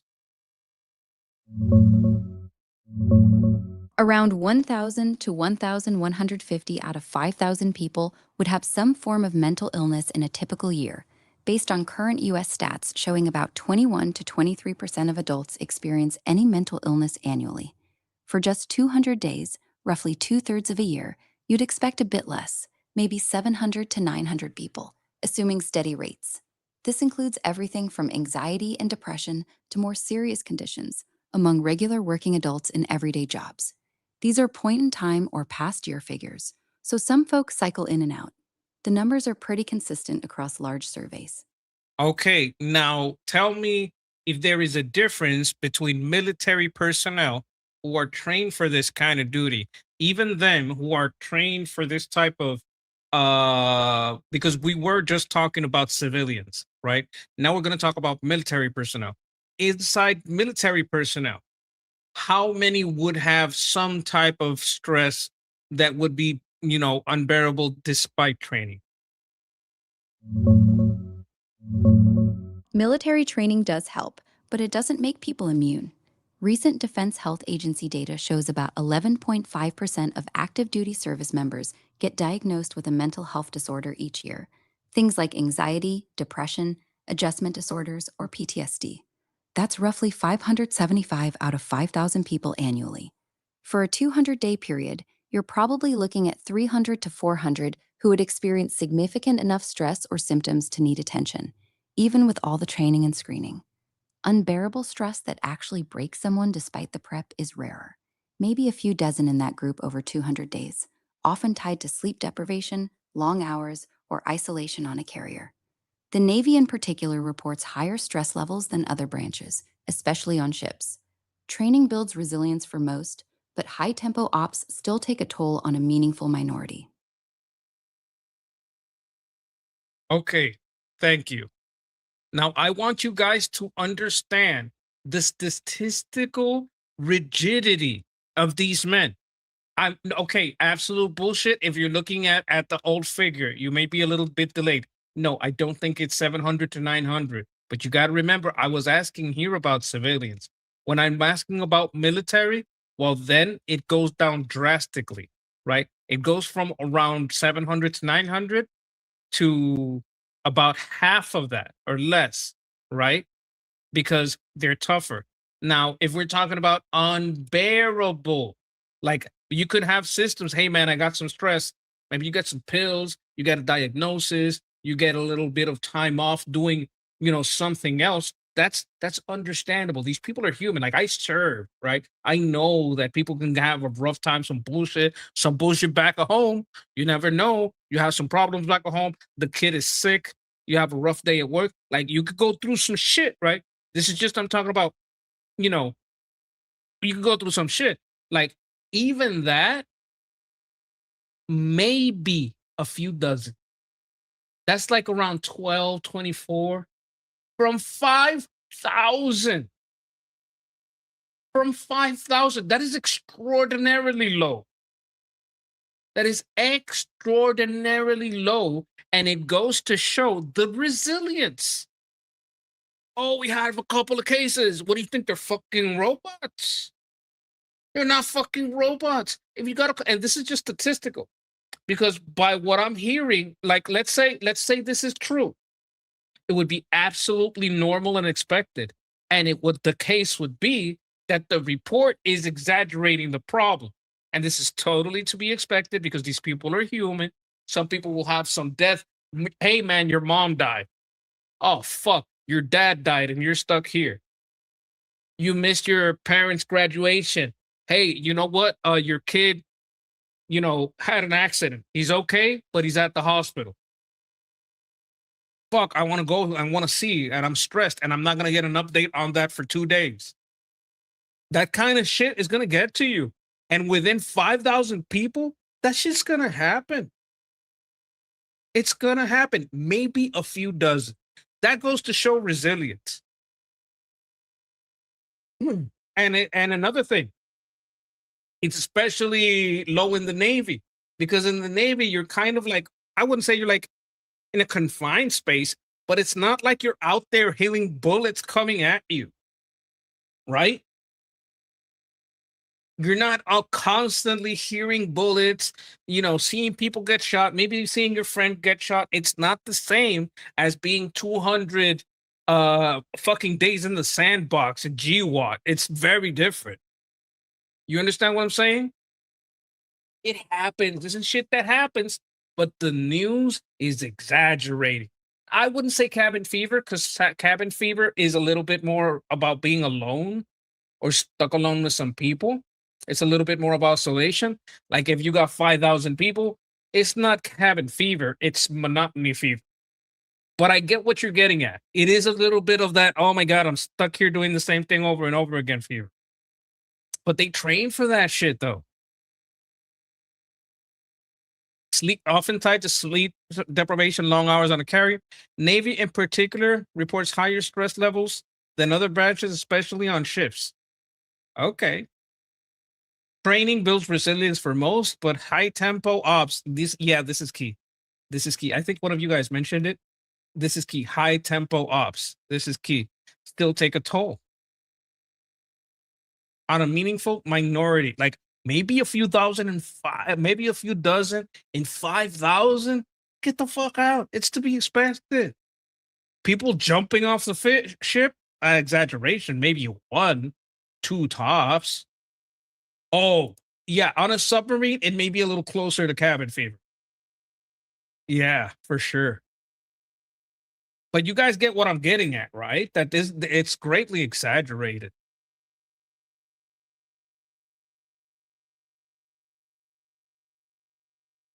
All right, let's go back to the video. Oh, video's over. I forgot. Taught you guys a little bit. We could do a little bit more of this if you guys want to see how to program stuff. Not much on the drones yet.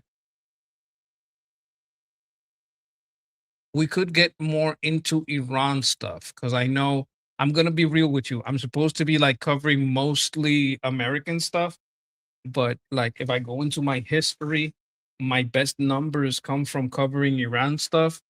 I don't want to feel like I'm neglecting my duty to cover America stuff. But like, we could get into it a little bit. Where's the harm? Where's the harm?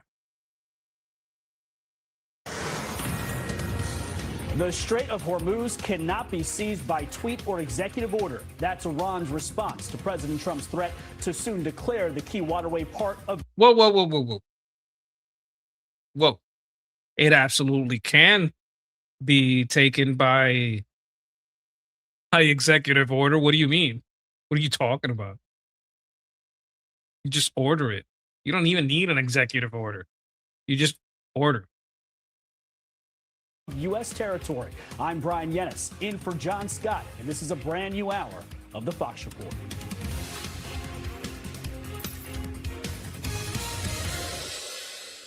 Tehran says it's made no decision on when to resume talks with the U.S. as the fragile ceasefire is set to expire on Monday. CENTCOM says it's redirected more than 60 commercial. You guys don't hear it?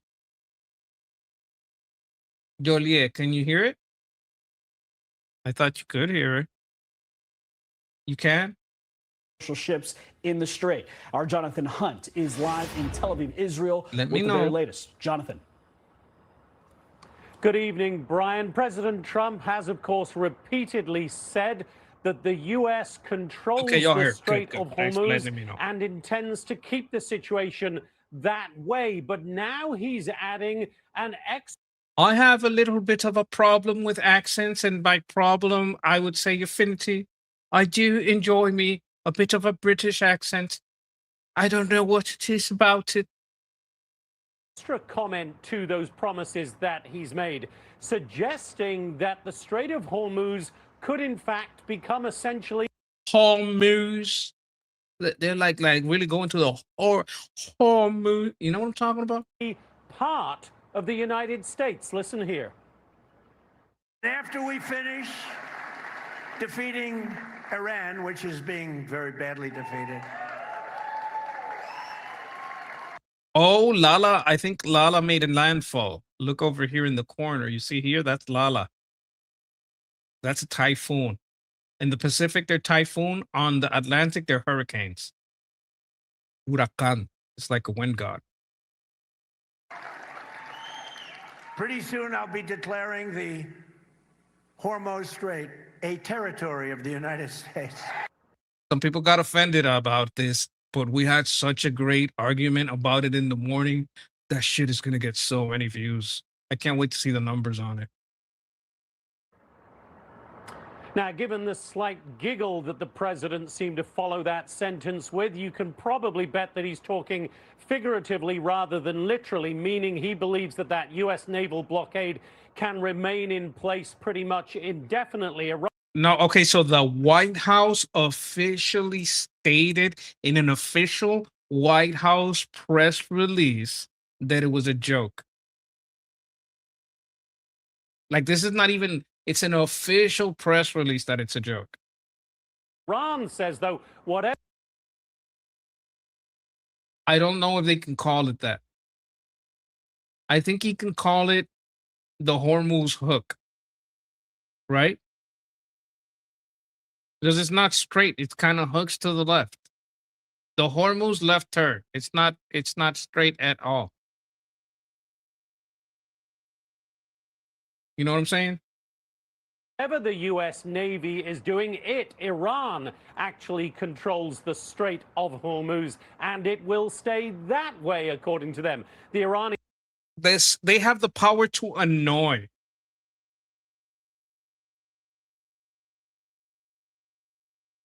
That's all they have.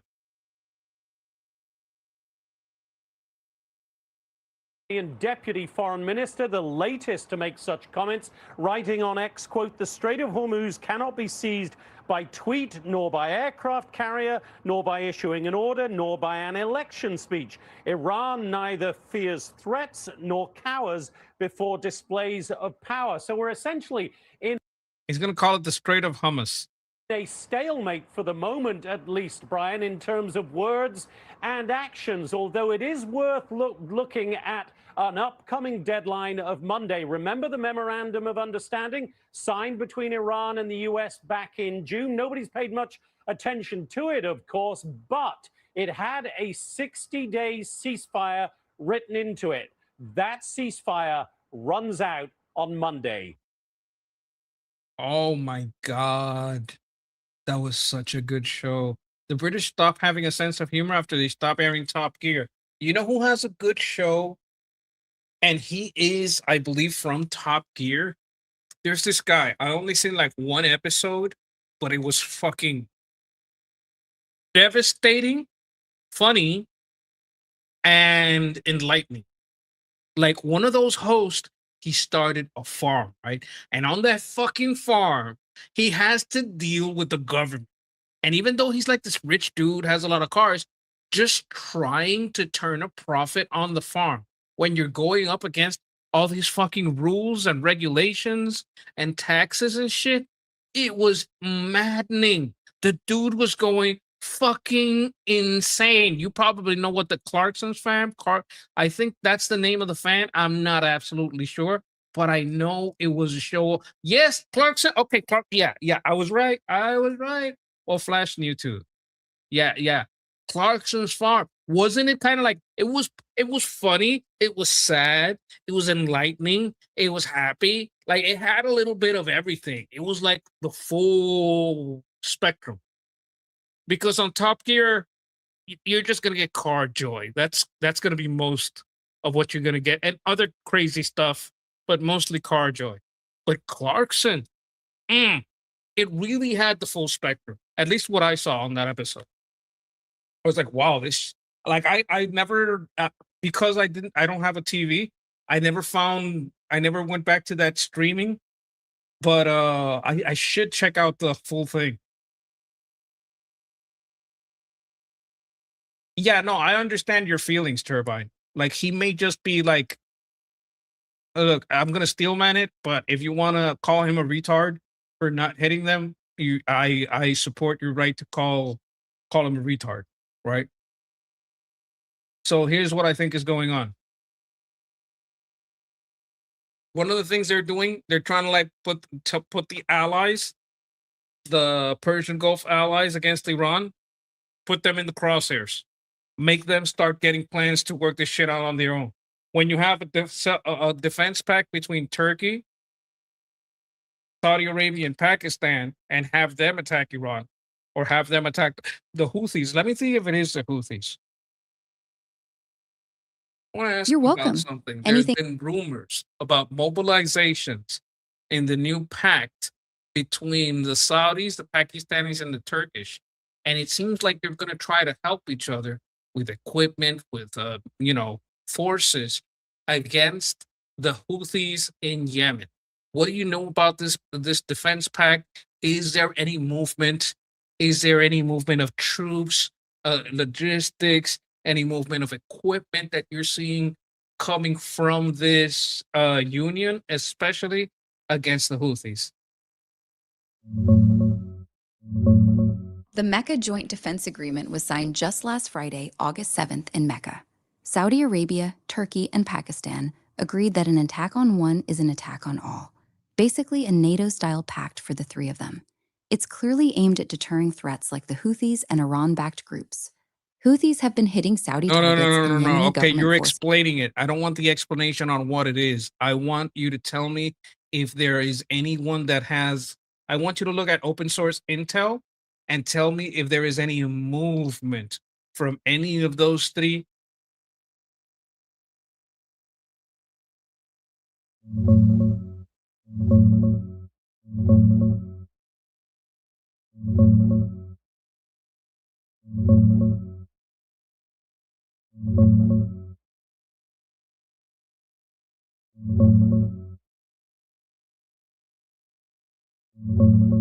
That's it from any of those three.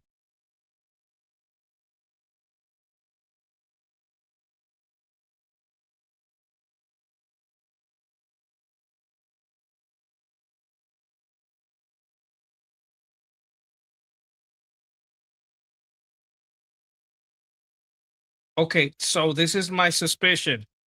They are still doing that joint defense pact because Saudis suck so No, much. there's no visible movement of troops or major equipment from Turkey or Pakistan specifically tied to the new pact against the Houthis.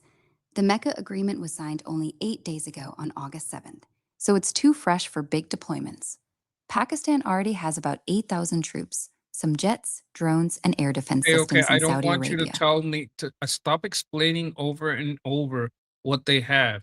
My big thing here is, have we seen movement, joint training, anything joint, any deployment from one country to another, anything to do with the Houthis? Yes, there has been some movement. Open source tracking shows at least 4 military transport flights to Saudi Arabia since the pact was signed on August 7th. 3 Turkish Air Force A400M cargo planes flew from Turkey to Riyadh in the past week. A Qatari C-17 also flew from Pakistan to southern Saudi Arabia near the Yemen border around August 14th. These look like they're moving personnel, equipment, or supplies to set up command links or prep for joint exercises. Turkey's defense ministry confirmed they're planning joint land, air, and naval drills as part of the pact. No large-scale troop deployments or direct combat moves against the Houthis yet. It's still very early, just over a week old. That's what I was talking about.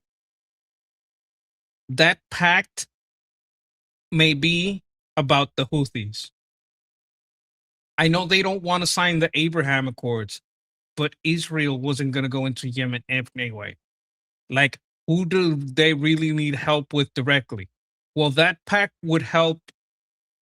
Pakistan would gain from the Turks and the Saudis when they deal with who? You guys want to guess? Somebody will guess India. That's not it.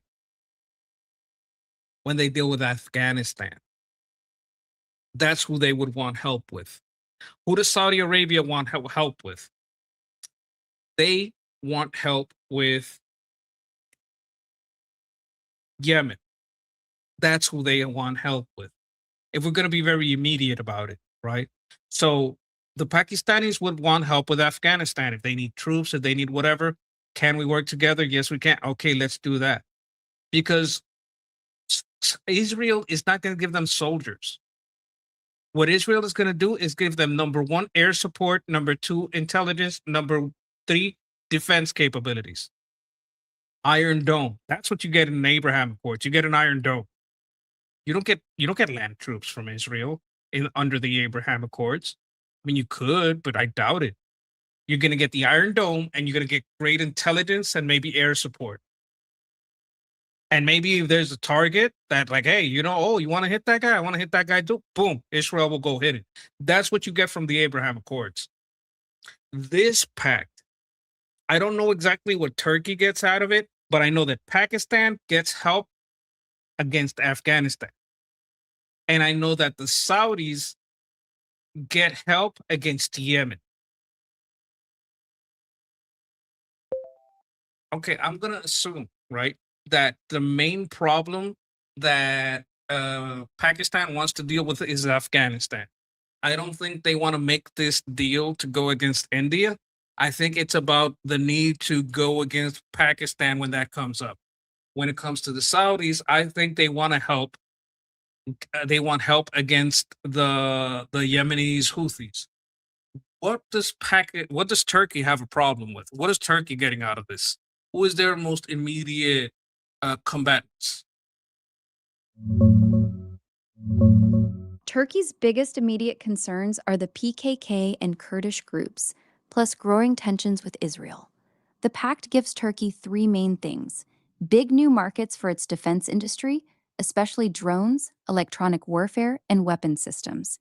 Saudi money plus Turkish tech is a huge win for them. Strategic depth. It expands their influence into the Gulf and South Asia, making them a bigger player beyond just their neighborhood. Collective deterrence against Iran and its proxies, which helps protect their southern border and shipping routes.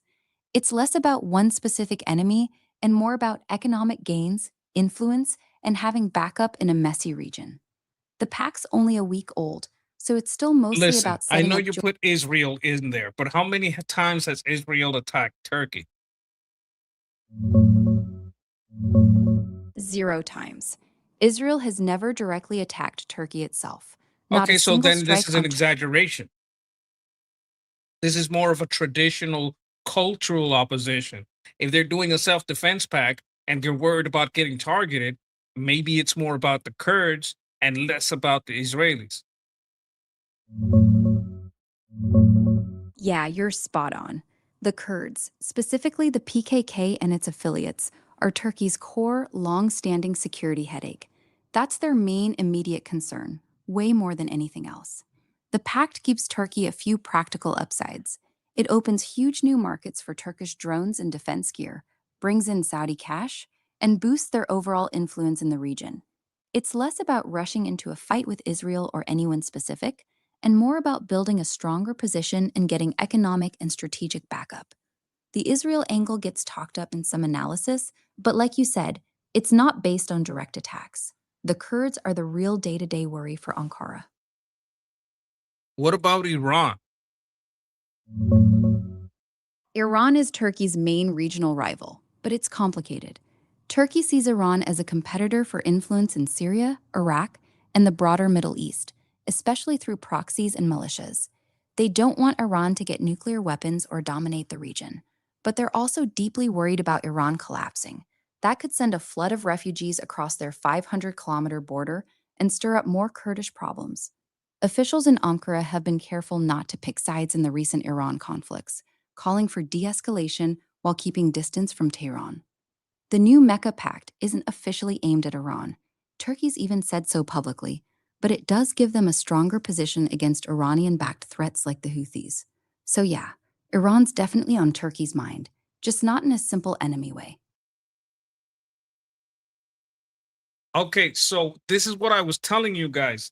The pact that Turkey, Pakistan, and the Saudis have. Who do the Saudis need help with? The fucking Houthis. Who does Pakistan need help with? Fucking Afghanistan. Who does Turkey have problems with? The PKK, and any insurgent groups that Iran might want to fund nearby. right? Not, oh, I apologize. I am so sorry. Iranians. I mean the IRGC. I know Iranians don't support these Durka Muhammad Jihad people. I apologize. When I say Iran, I mean IRGC. Like a Turkey might have a problem with some of these IRGC funders that instead of funding the people of Iran are funding Hezbollah and giving them apartments and salary. They're funding Hamas. They're funding the Houthis instead of funding the people of Iran and liberating them. Okay. So I apologize. I see we got some Iranians here, obviously. And I may have used the wrong word there. But the point in my analysis being that this pact is way more about Saudis wanting to hit the Houthis. Pakistan wants to deal with the Taliban in Afghanistan, and Turkey wanted to deal with the PKK and the Kurdish separatists. That seems to be a bigger problem that's going on with this this triumvirate, let's call it. So I know a lot of people say, hey, this is about Israel. They're doing this for Israel. I'm going to be honest with you guys. I don't know, maybe in the far future, but I don't think so. I think they're trying to learn about joint operations. I think they did joint operations with USA, the Saudis did, against the IRGC, and they want to learn from it. The Qataris did some joint operations, and look, they said it here.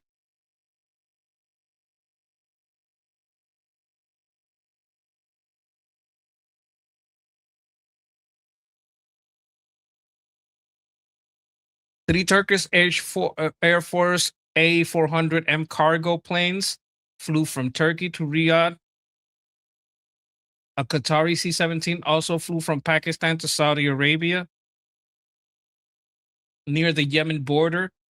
Like they're moving on this, and they're not moving to hit Israel. So that was my analysis of that. That's why I brought it up.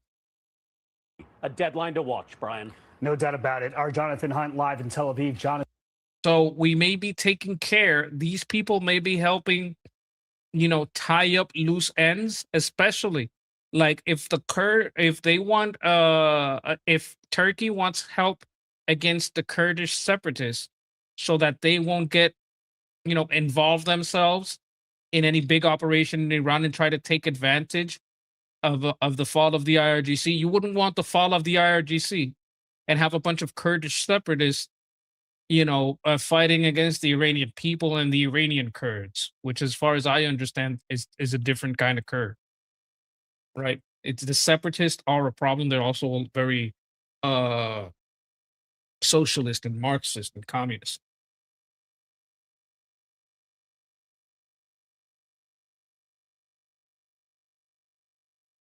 I believe this is true. Like the Wahhabis in Saudi Arabia are kind of a problem, but the youth isn't so much. They're not into it that much. They want to be the Miami of fucking, the Middle East. Yes, the alliance is for multiple things, but I also wanted to show High Turbine. Like, I understand your feeling. You want the boom booms now, so do I.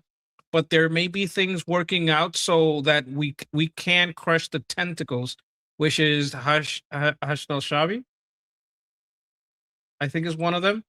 Another one of them is Hezbollah, which is also having lots of attacks happening. Like, we're saying, oh my God, the ceasefire. But okay, let's go over this. How many attacks has there been on Hezbollah in the past week, from Monday to Friday? From Monday till today. From Monday to today, there was one reported Israeli drone strike on August 11th targeting a vehicle near Nabatea, which Lebanon linked to Hezbollah. Israel denied it. Today, Saturday the 15th, there was a major escalation with multiple Israeli strikes in southern Lebanon, at least two main locations, Ansar and Deir el-Zarani, killing around 11 people. Those were in response to a Hezbollah drone attack that wounded 3 Israeli soldiers. So in the Monday to Friday window, basically one disputed incident. Today Okay, jumped up let significantly. me ask you a The question. situation's been pretty quiet How until are this the morning. operations? Okay, let me ask you a question. How are the operations going between IDF and Lebanese army? Now, as far as I hear it, they are working some joint searching and clearing areas. They have an agreement, their governments have an agreement, they're working together. Like, how is that going? It's been rocky. There's a U.S. brokered framework agreement from late June that set up I pilot don't want zones the in southern. press. I don't want the press talking about it because the press has their opinion about it. I want to know what the Lebanese are saying about it and what the Israelis are saying about their joint operations. There's lots of people that are having problems with opinions, and they're saying, "We're gonna leave when we want to leave. We're gonna stay as long as we have to." That's more directed at the Americans than it's Israel talking to the Lebanese or the Lebanese talking to Israel. I want to know how their relationship is going, not any political or editorialized messaging. I want more official. It's not going smoothly. The Lebanese army says they're ready to deploy into any areas Israel leaves, but they complain that Israeli strikes and operations keep getting in the way of their work in the pilot zones. They've accused the IDF of firing near their troops and hindering their ability to operate and let civilians return home. From the Israeli side, the IDF says they're coordinating through the US-run military coordination group, but they insist the Lebanese army must stay strictly inside the agreed pilot zone boundaries. When Lebanese troops crossed the line, Israel fired warning shots in the air. Officially, both sides talk about coordination happening through the Americans, but on the ground, it's mostly friction, accusations, and very limited actual joint clearing. The process has been stuck in these pilot zones for weeks now.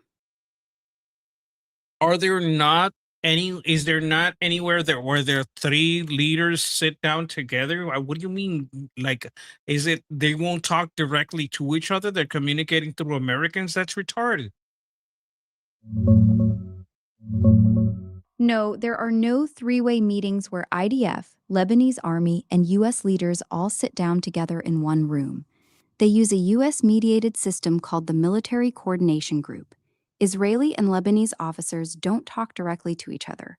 Everything goes through American officers. That's how it's designed right now. Both sides have said publicly they prefer this indirect setup for the moment. Lebanon especially doesn't want any appearance of direct contact with Israel. So yeah, it's all routed through the Americans. Is this because of optics towards the Lebanese public? Yes, exactly. It's mostly about optics toward the Lebanese public and avoiding political backlash. Lebanon has strict laws that treat direct contact with Israel as a crime, up to treason charges.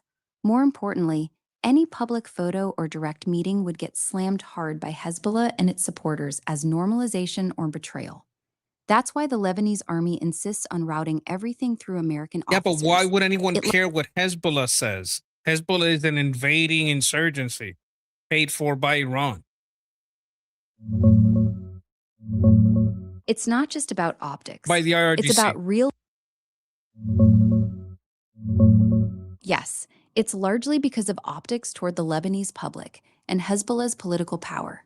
Even though Hezbollah is an Iranian-backed armed group, it still has strong support in parts of the Shia community and holds real political influence through its alliance with Amal and Speaker Nabi Berri. Any Lebanese official or army commander seen sitting directly with Israelis risks being branded a traitor, which could spark serious domestic backlash or even violence. That's why they insist on routing everything through the Americans. It gives them political cover. Recent I polls want to actually show know if there is any recent investigations, headlines, or news about corruption in Lebanon. the biggest recent headline is from just 5 days ago. On August 10th, a Lebanese judge hit former central bank governor Riyad Salameh and the ex-head of Bank Audi with fresh charges: embezzlement, money laundering, bribery, and illicit enrichment. They're accused of using shell companies to siphon off tens of millions from the central bank. This is the latest chapter in the long-running Salame corruption saga, and it's the first time a major commercial banker has been pulled into these cases. Other ongoing stories include the Beirut port blast investigation, which is still dragging on with accusations against dozens of officials, and smaller cases like finance ministry officials in Nabatea getting prosecuted for taking bribes. But the Salame news is by far the most I want prominent to right know now. how many of these corruption scandals have their central figures with support towards Hezbollah or connections to the IRGC and other Iran-based entities. Very few of the big headline corruption scandals have central figures with direct, proven ties to Hezbollah or the IRGC. The most prominent recent case, the ongoing charges against former central bank governor Riyad Salameh, has some indirect links. There are reports of the central bank under him facilitating Hezbollah financial operations, and analysts have described a symbiotic or pragmatic relationship. But Salameh himself isn't a Hezbollah member or IRGC asset. He was more of a regime insider who tolerated or enabled them when it suited him. The Beirut port explosion investigation involves officials from Amal, Hezbollah's close ally. Okay, and I Hezbollah want has you to been find parallels between what the president of Iraq has found with IRGC corrupting their officials, and is there any possibility that there is a similar network in Lebanon? Yes, there are clear parallels. In Iraq, the new Prime Minister Ali al-Zaidi launched a major anti-corruption crackdown in late June 2026. They arrested dozens of officials tied to Iran-aligned Shia parties and militias, focusing on schemes involving smuggling Iranian oil, money laundering, and diverting state funds, some of which flowed back to the IRGC and its proxies. The pattern is militias and aligned officials embedding in government ministries, especially oil and finance, to systematically loot state resources while moving money and goods to Iran. In Lebanon, a similar network exists but looks different. Hezbollah has deep roots inside state institutions, security services, finance, and reconstruction bodies. They've used these positions to protect cash flows, facilitate Iranian funding, over $1 billion from the IRGC in 2025 alone, and launder money through banks, exchange houses, and shell companies. The Beirut port investigation and central bank scandals have repeatedly hit walls because of political protection from Hezbollah and its allies. So yes, the structure is comparable. An Iran-backed armed group using... So you guys, I want you guys to understand that if you really want to end the IRGC, you have to take care of these tentacles. Ali al-Zaidi has been able to do a little bit of that in Iraq, a lot of it, but to do that in Lebanon is going to be more difficult. But they are working on it. As long as this political corruption exists, it's going to be very, very difficult for Lebanon to work with Israel. All right. This is a problem that we have to deal with. So we have Heshtel Shabi in Iraq, which is kind of being dealt with. In Yemen, we have the Houthis, which is kind of being dealt with. In Lebanon, we have Hezbollah, which is kind of being dealt with, but is the toughest to deal with. And in Turkey, we have the PKK Kurdish separatists, right? So these are the problems that you don't want to spill over, right? You don't want to attack. You don't want to hit Iran if the Houthis can still be a problem, right? You don't want to attack the IRGC if the Houthis can still be a problem. You kind of want to deal with them first. You want to have Hezbollah as weak as possible so they don't go nuts on Israel. You want to have Hezbollah very weak so they don't go nuts on Israel if you hit the IRGC. You don't want the separatist that Turkey is having to deal with to run out of Turkey and run into Iran, right? So this is kind of like the three tentacles we're dealing with. And that's kind of some of the reasons that we're not going to immediately attack. This is me steel manning. If it was up to me, I'd fucking go right now and go hard. Hit every in-house, outhouse, like, you know how they say, right? That's why I was saying this is a comment I liked. We need to totally level every building, every useful asset that the Islamic Republic and the IRGC has without exception. I started that because I really liked it. Right? So, you know, just to know that you know, I understand the situation. I understand the frustrations, but and I wanted to address them. Right? But these are some of the situations that were, oh yeah, warheads on foreheads. Exactly, exactly.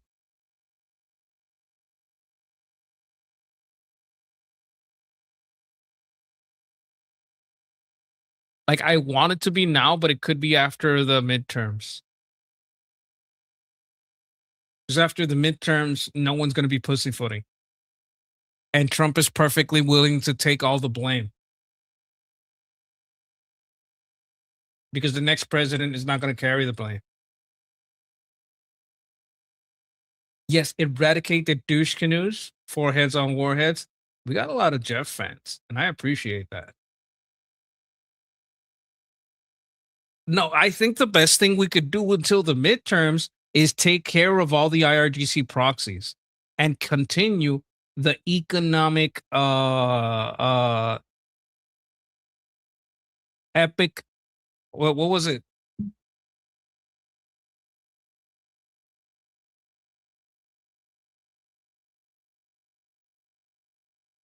Operation Economic Fury. I want to continue that.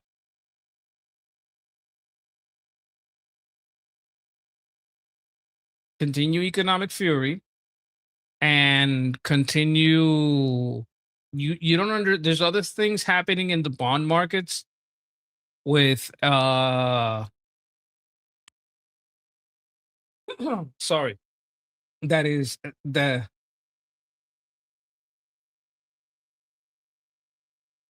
I said I get your reasoning, but I am still pissed. Yes, I get it. I'm pissed too. Like I share that. Like I want it.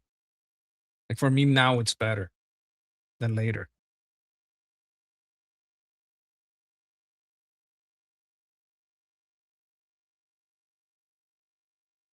You want to get the whole bingo card? Yes, yes.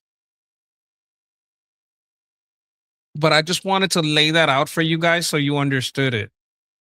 So you get like a little bit of the reasoning.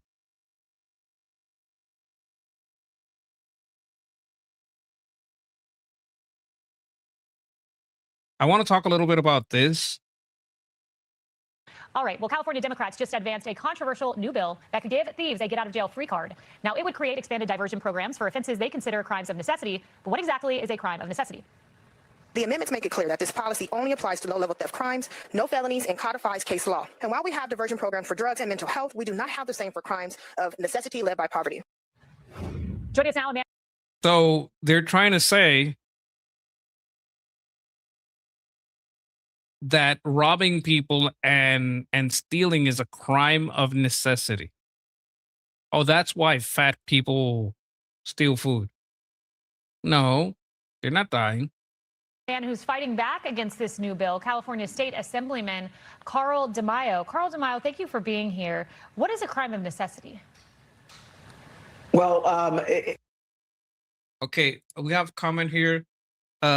People displacement is a concern, yes, but apparently the Iranian people invite this destruction in order to gain freedom from Islamic terrorist regime.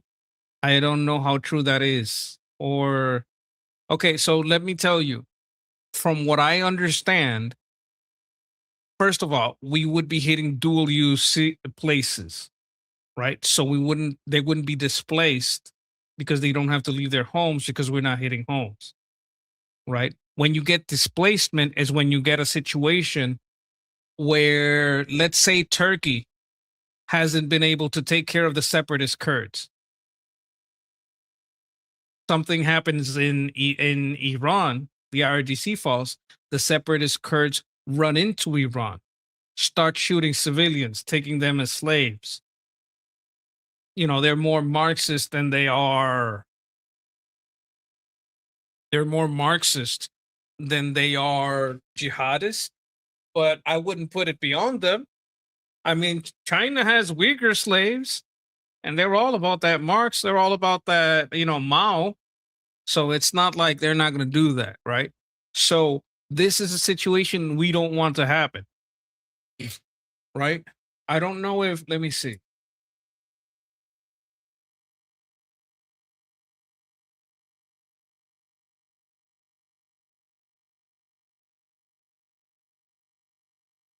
Another problem is Afghanistan. Now, Afghanistan is also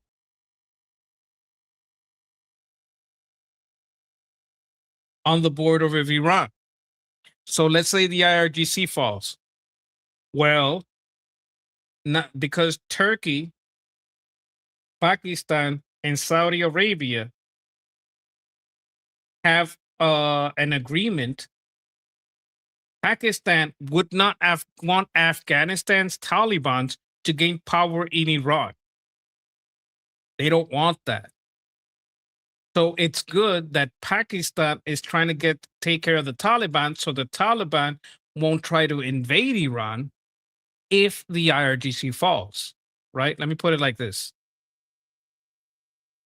Let me show you guys something. How do I hide this? Okay, so here's the map. The Saudis have problems with Yemen. They're asking Pakistan for help. Turkey has problems with the separatists, and their separatists tend to be around here. They're getting help from Saudi Arabia and from Pakistan. Pakistan has trouble with Afghanistan. They're asking for help from Turkey and Saudi Arabia. Why would they do this? Pakistan doesn't want the Afghans. The Afghans are not going to try to come to Pakistan. But if the IRGC falls, Afghanistan, the Taliban might try to take over sections of Iran. That would be bad for Pakistan. The Pakistanis don't want the Taliban to gain power. So they in case that happens, they talk to Turkey, they talk to Saudi Arabia. Hey, if anything happens, help me take care of Afghanistan, because I don't want them to take over Iran. Saudi needs help with Yemen, but it doesn't have a lot of on-the-ground experience, and it doesn't have a lot of on-the-ground equipment. The equipment that they have is mostly like missile defenses and air power. They got great toys, but they don't know how to use them. Turkey has a little bit more experience, and Pakistan has a lot more experience. So they could get help from these two guys against Yemen. In exchange, like what's good for America is we can help them stop fucking with this strait, because every time they fuck with this strait, they're fucking with Saudi oil. Right? So that's what they gain. Our deal with Iraq is kind of a separate deal, but similar, because if we stop Hashd al-Shaabi, I think that's their name, from going from here into Iran, right? Or the Iranian IRGC running into Iraq, that would be a problem. So they're cutting the funding of Iraq through stopping their corruption so that they can't fund separatists here. I don't know if they would fund them, but they definitely don't want them to fund Hashd al-Shaabi. So they're cutting these, because if they call Hashd al-Shaabi in to take down an uprising, they might do it. But Iraq gains from, first of all, if the IRGC falls, what's going to happen to Hashd al-Shaabi? They might turn against the government. They might not. we don't want to find out. Let's cut their funding and take them out now. Because this is just chaos. This is an I don't know situation. Over here, Pakistan doesn't want Afghanistan going into Iran and taking territory. Turkey doesn't want the PPK and their Kurdistan separatists to try to get into Iran and take power. Right? And the Saudis, they don't want Yemen to fuck around. But they don't have the kind of experience that Pakistan and Turkey have. And the equipment. They have different type of equipment. What is Pakistan? Pakistan can get air support from Saudi Arabia. Turkey, I think, has some air force, but like these two could help Pakistan. Pakistan's air force kind of sucks. So this is what we want to make sure is stable before we go nuts into Iran. And the situation in Lebanon is more about, and it's kind of amazing that almost from here, let me see how far. All the way from here through most of this, all of this,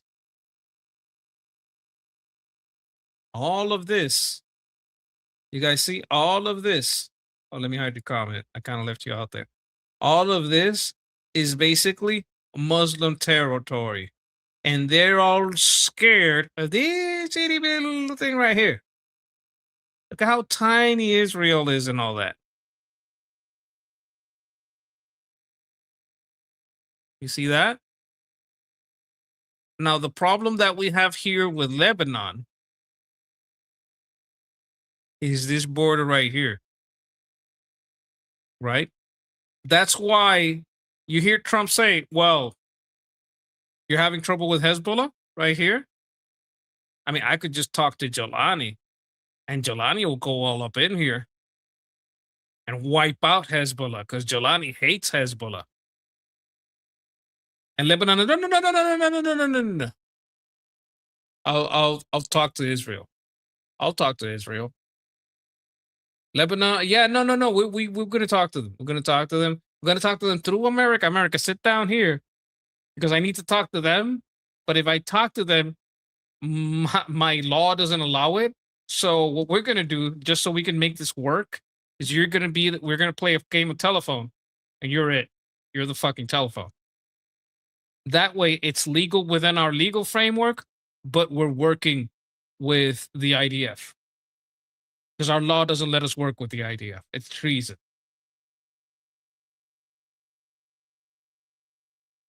No, just fuck Israel. Okay, no, if we say fuck Israel, Trump might just accidentally, jokingly, give Jelani the green light to come in here. You see how big Syria is? Do you know how vicious Jelani's guys are? I don't want them motherfuckers in Lebanon. No. We're going to find a way to work with Jerusalem. We're going to find a way to work with Israel, even if we have to play a game of fucking telephone with the Americans. Hey, tell him I said this. Okay, they said this. Or tell them I need them to do that. Okay, they said you need to do that. That's why the communication is the way it is. Because in Lebanon, it's illegal to talk to Israel. It's treason.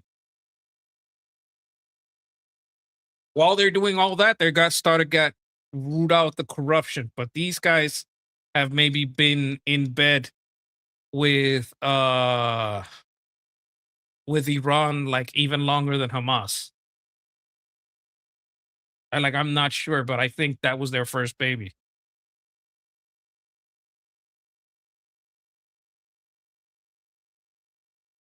The route of the aircraft carriers, I think it's from here. Or from here.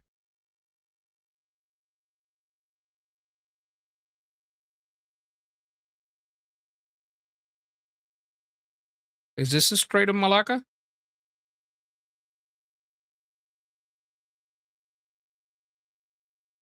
People don't like taking the outside way.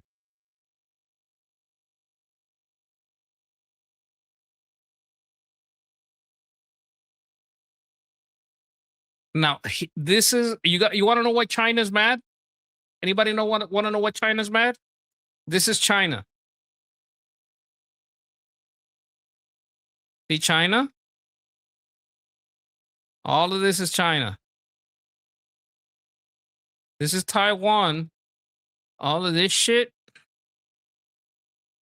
China. You know what China doesn't have? A way to get out of here without being within shooting range of Japan, South Korea, Japan, Taiwan, Philippines. It feels boxed in. You see?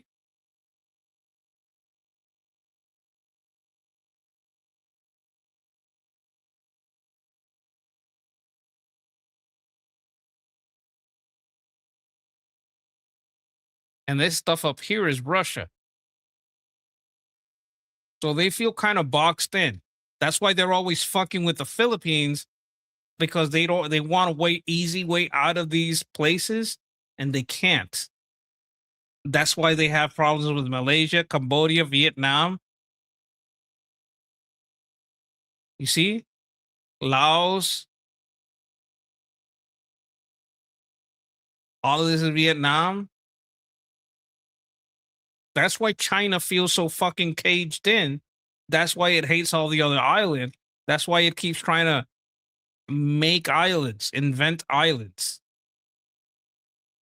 so they can claim more, sea down here. And then over here, we have Singapore, Sumatra,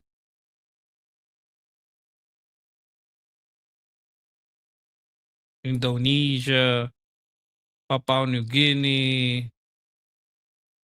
I don't know why this is split in exactly half. This reminds me of the Dominican Republic and Haiti. And over here, what we got is Australia and New Zealand. They talk a lot alike, but if you tell them that, they'll get rightly pissed.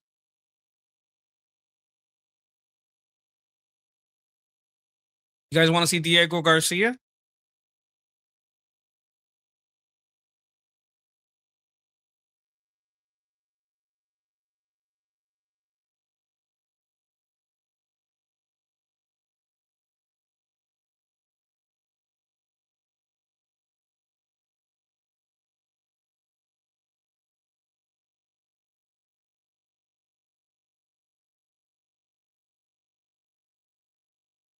This is Diego Garcia. This is where we send the B2s. See that there? Now,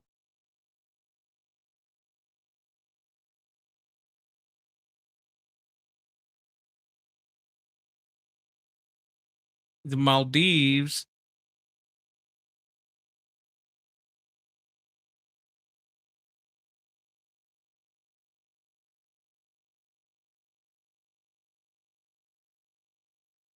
what are the two islands claiming Diego Garcia? Mauritius and the Maldives. Mauritius has the main, long-standing claim to the entire Chagos archipelago, including Diego Garcia. They argue Britain illegally took the islands before Mauritius gained independence, and international courts have backed them. The Maldives Which one of those two is closer? The Maldives is much closer. Diego Garcia sits about 730 to 800 miles from the Maldives, while it's roughly 1,340 miles from Mauritius. So the Maldives is nearly twice as close geographically. Which one of the two is closely tied to China? The Maldives is much more closely tied to China. Under President Muizu, the Maldives has aggressively pivoted toward Beijing. They signed a military assistance pact, upgraded ties to a comprehensive strategic cooperative partnership. Okay, so I want you to understand something. This is the Maldives.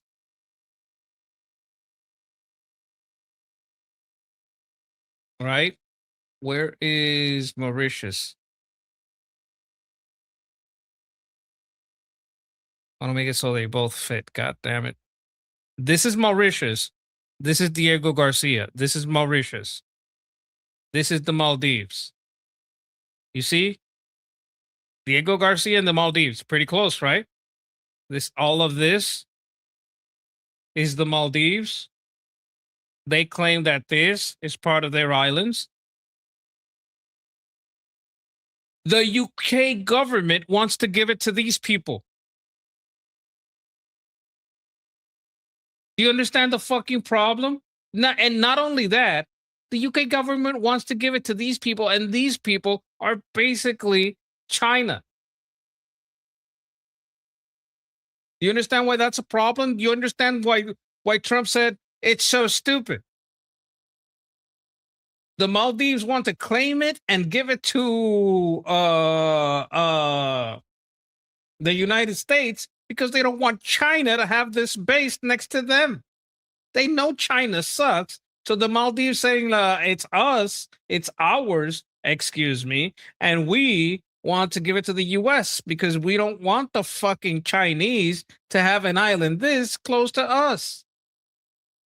Because we know that China is asshole. Is all this making sense to you guys? When you guys talk about, like, why the fuck does Keir Starmer want to give Diego Garcia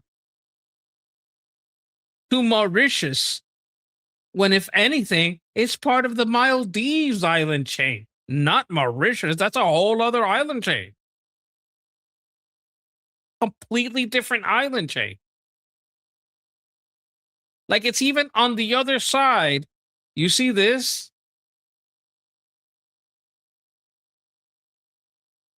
This is the tectonic plate. It's on a fucking different tectonic plate. Do you guys understand why that whole situation is retarded? Like, that wasn't supposed to be part of the show, but I'm just trying to give you guys some world knowledge. So when anyone asks you, yeah, but what's going on with UK? You're like, well, bruh, UK is retarded. I don't know what's up with them. UK government is run by socialists and outright communists. Yeah. I have one last thing I wanted to share because we had this guy here earlier and he had this comment. Islam is Sharia cancels Noah. Islam says Sharia law cancels Noahide law. Muslims will declare jihad on Sanhedrin if they try Noahide decapitate any Christian dini. Islam versus the synagogue of Satan. I want to explain to you why Islam is the synagogue of Satan.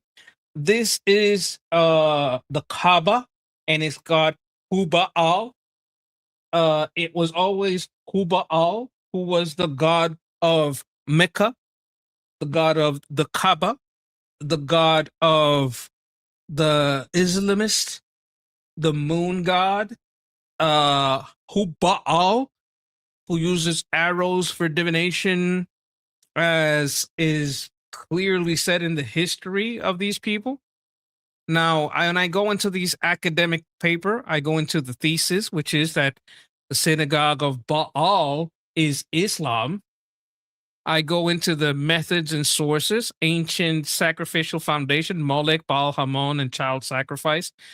All there, Molech, Baal, Hamon, all the history of Baal Hamon, the Arabian continuity, how Baal Hamon was transported into Mecca.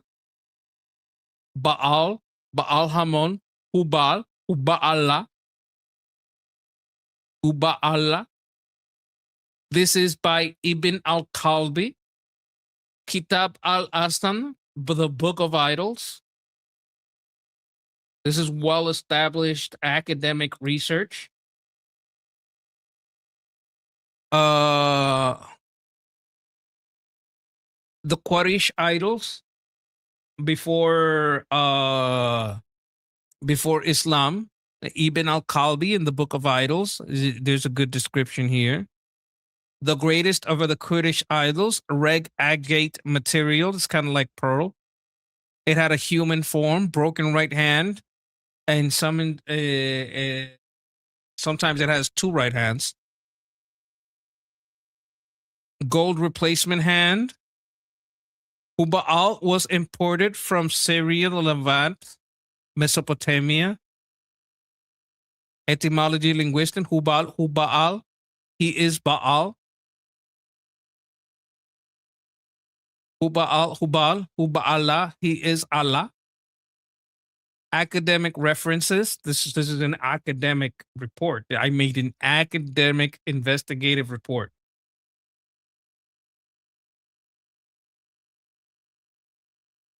Hubal. You know how they change the name over time? Hubal is Baal.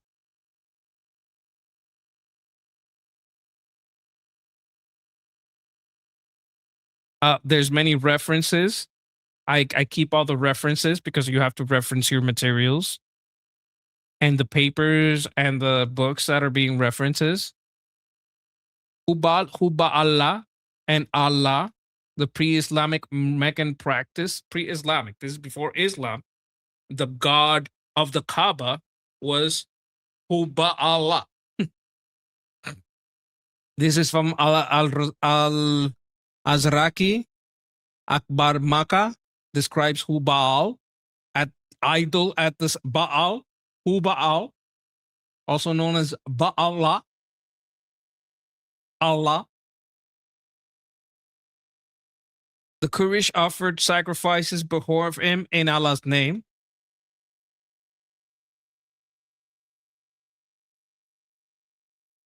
History, Volume 6, Record of the Quraysh, War Cry, and Uhud. Exalt Hubal, that was their war cries.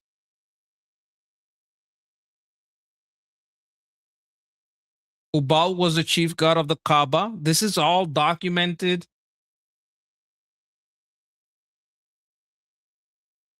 Continuity of Kabbal's ritual practice. Islam did not preserve Hubal as an idol, but it did preserve the Kaaba's ritual center of worship, preserved ritual actions around it, especially circumambulation and reverence towards the black stone, pre-Islamic Mecca.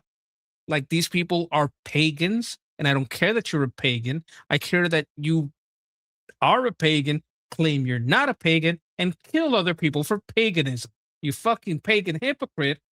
If you hate pagans so much, you would have to, direct your aggression inward.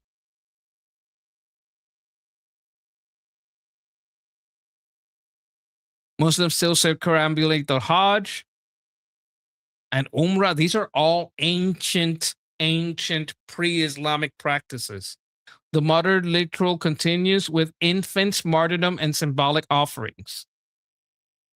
This subsequent connects modern infant martyrdom symbolism because they still want to martyr their children. They still will put bombast on kids in the name of Allah. They still do all the same things. They still are all about dressing their little babies like martyrs. Biblical patterns. In Judges, this is another comment I start. Worship of the crescent moons. Yes, in Judges mentions the crescent moons ornaments of the Midianites. These people were not Jewish in the time of Judges. They were not Abrahamic. Abraham didn't go build this. Abraham hated this shit. Well, not him specifically, but like the Jewish people of the time. In Numbers, the Midianites led Israel into Baal. The Midianites. The mediums with the crescent ornaments led Israel to Baal, who Baal worship. Arabia as Baal sphere.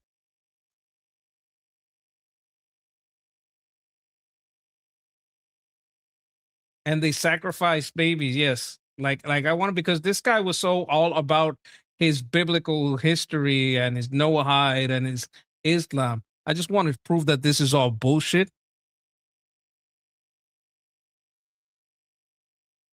These passages support the argument that the Bible condemns Baal worship, Huba'al, Huba'Allah. By crescent sacred stone, the report compares crescent symbol, the black stone connected to Kaaba's cult of Allah, Judges, King Deuteronomy, expanded biblical parallels, crescent animal of Baal of Peor, and sacred stones in Judges, Numbers, Acts, Deuteronomy, the Midianite kings, the Moabite, the subjection of Israel into the worship of Baal. Who was always calling Israelis to worship Baal, Huba'Allah? It's the synagogue of Baal, the Muslims. They weren't Muslims yet, but Muhammad is no different.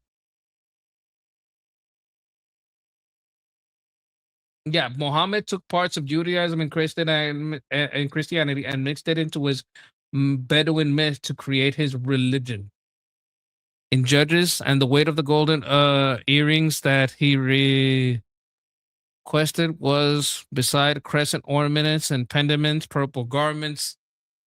This is in Judges and Numbers. While Israel lived in Sidon, they began to whore the daughters of Moab, sacrifices to their Gaul, Baal of Peor.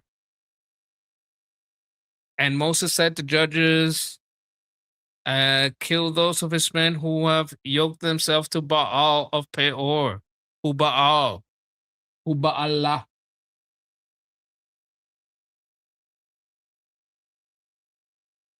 With two chats showing, we can't read. Oh, I'm sorry. But I'm going to link the article, which was the whole point of this. I'm just showing you first. The linguistic pathing, Hubal, Northwestern Semitic, he is Baal. Hubal, Arabian form, contraction, Hubal, he is Baal, they just say Hubal.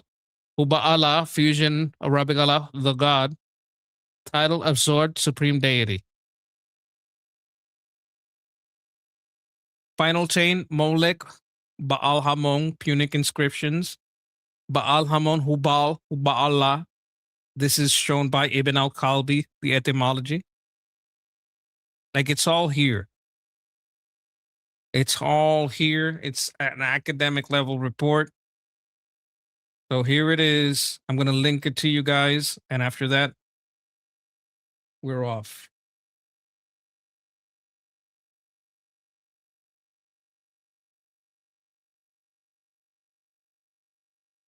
All right. Well, I want to bless you all before I go. Bless you, chat. Bless you, people who watch in the future. Bless your health. Bless your wealth. Bless your homes, your plans, your family, your loved ones, and everything you touch. Peace.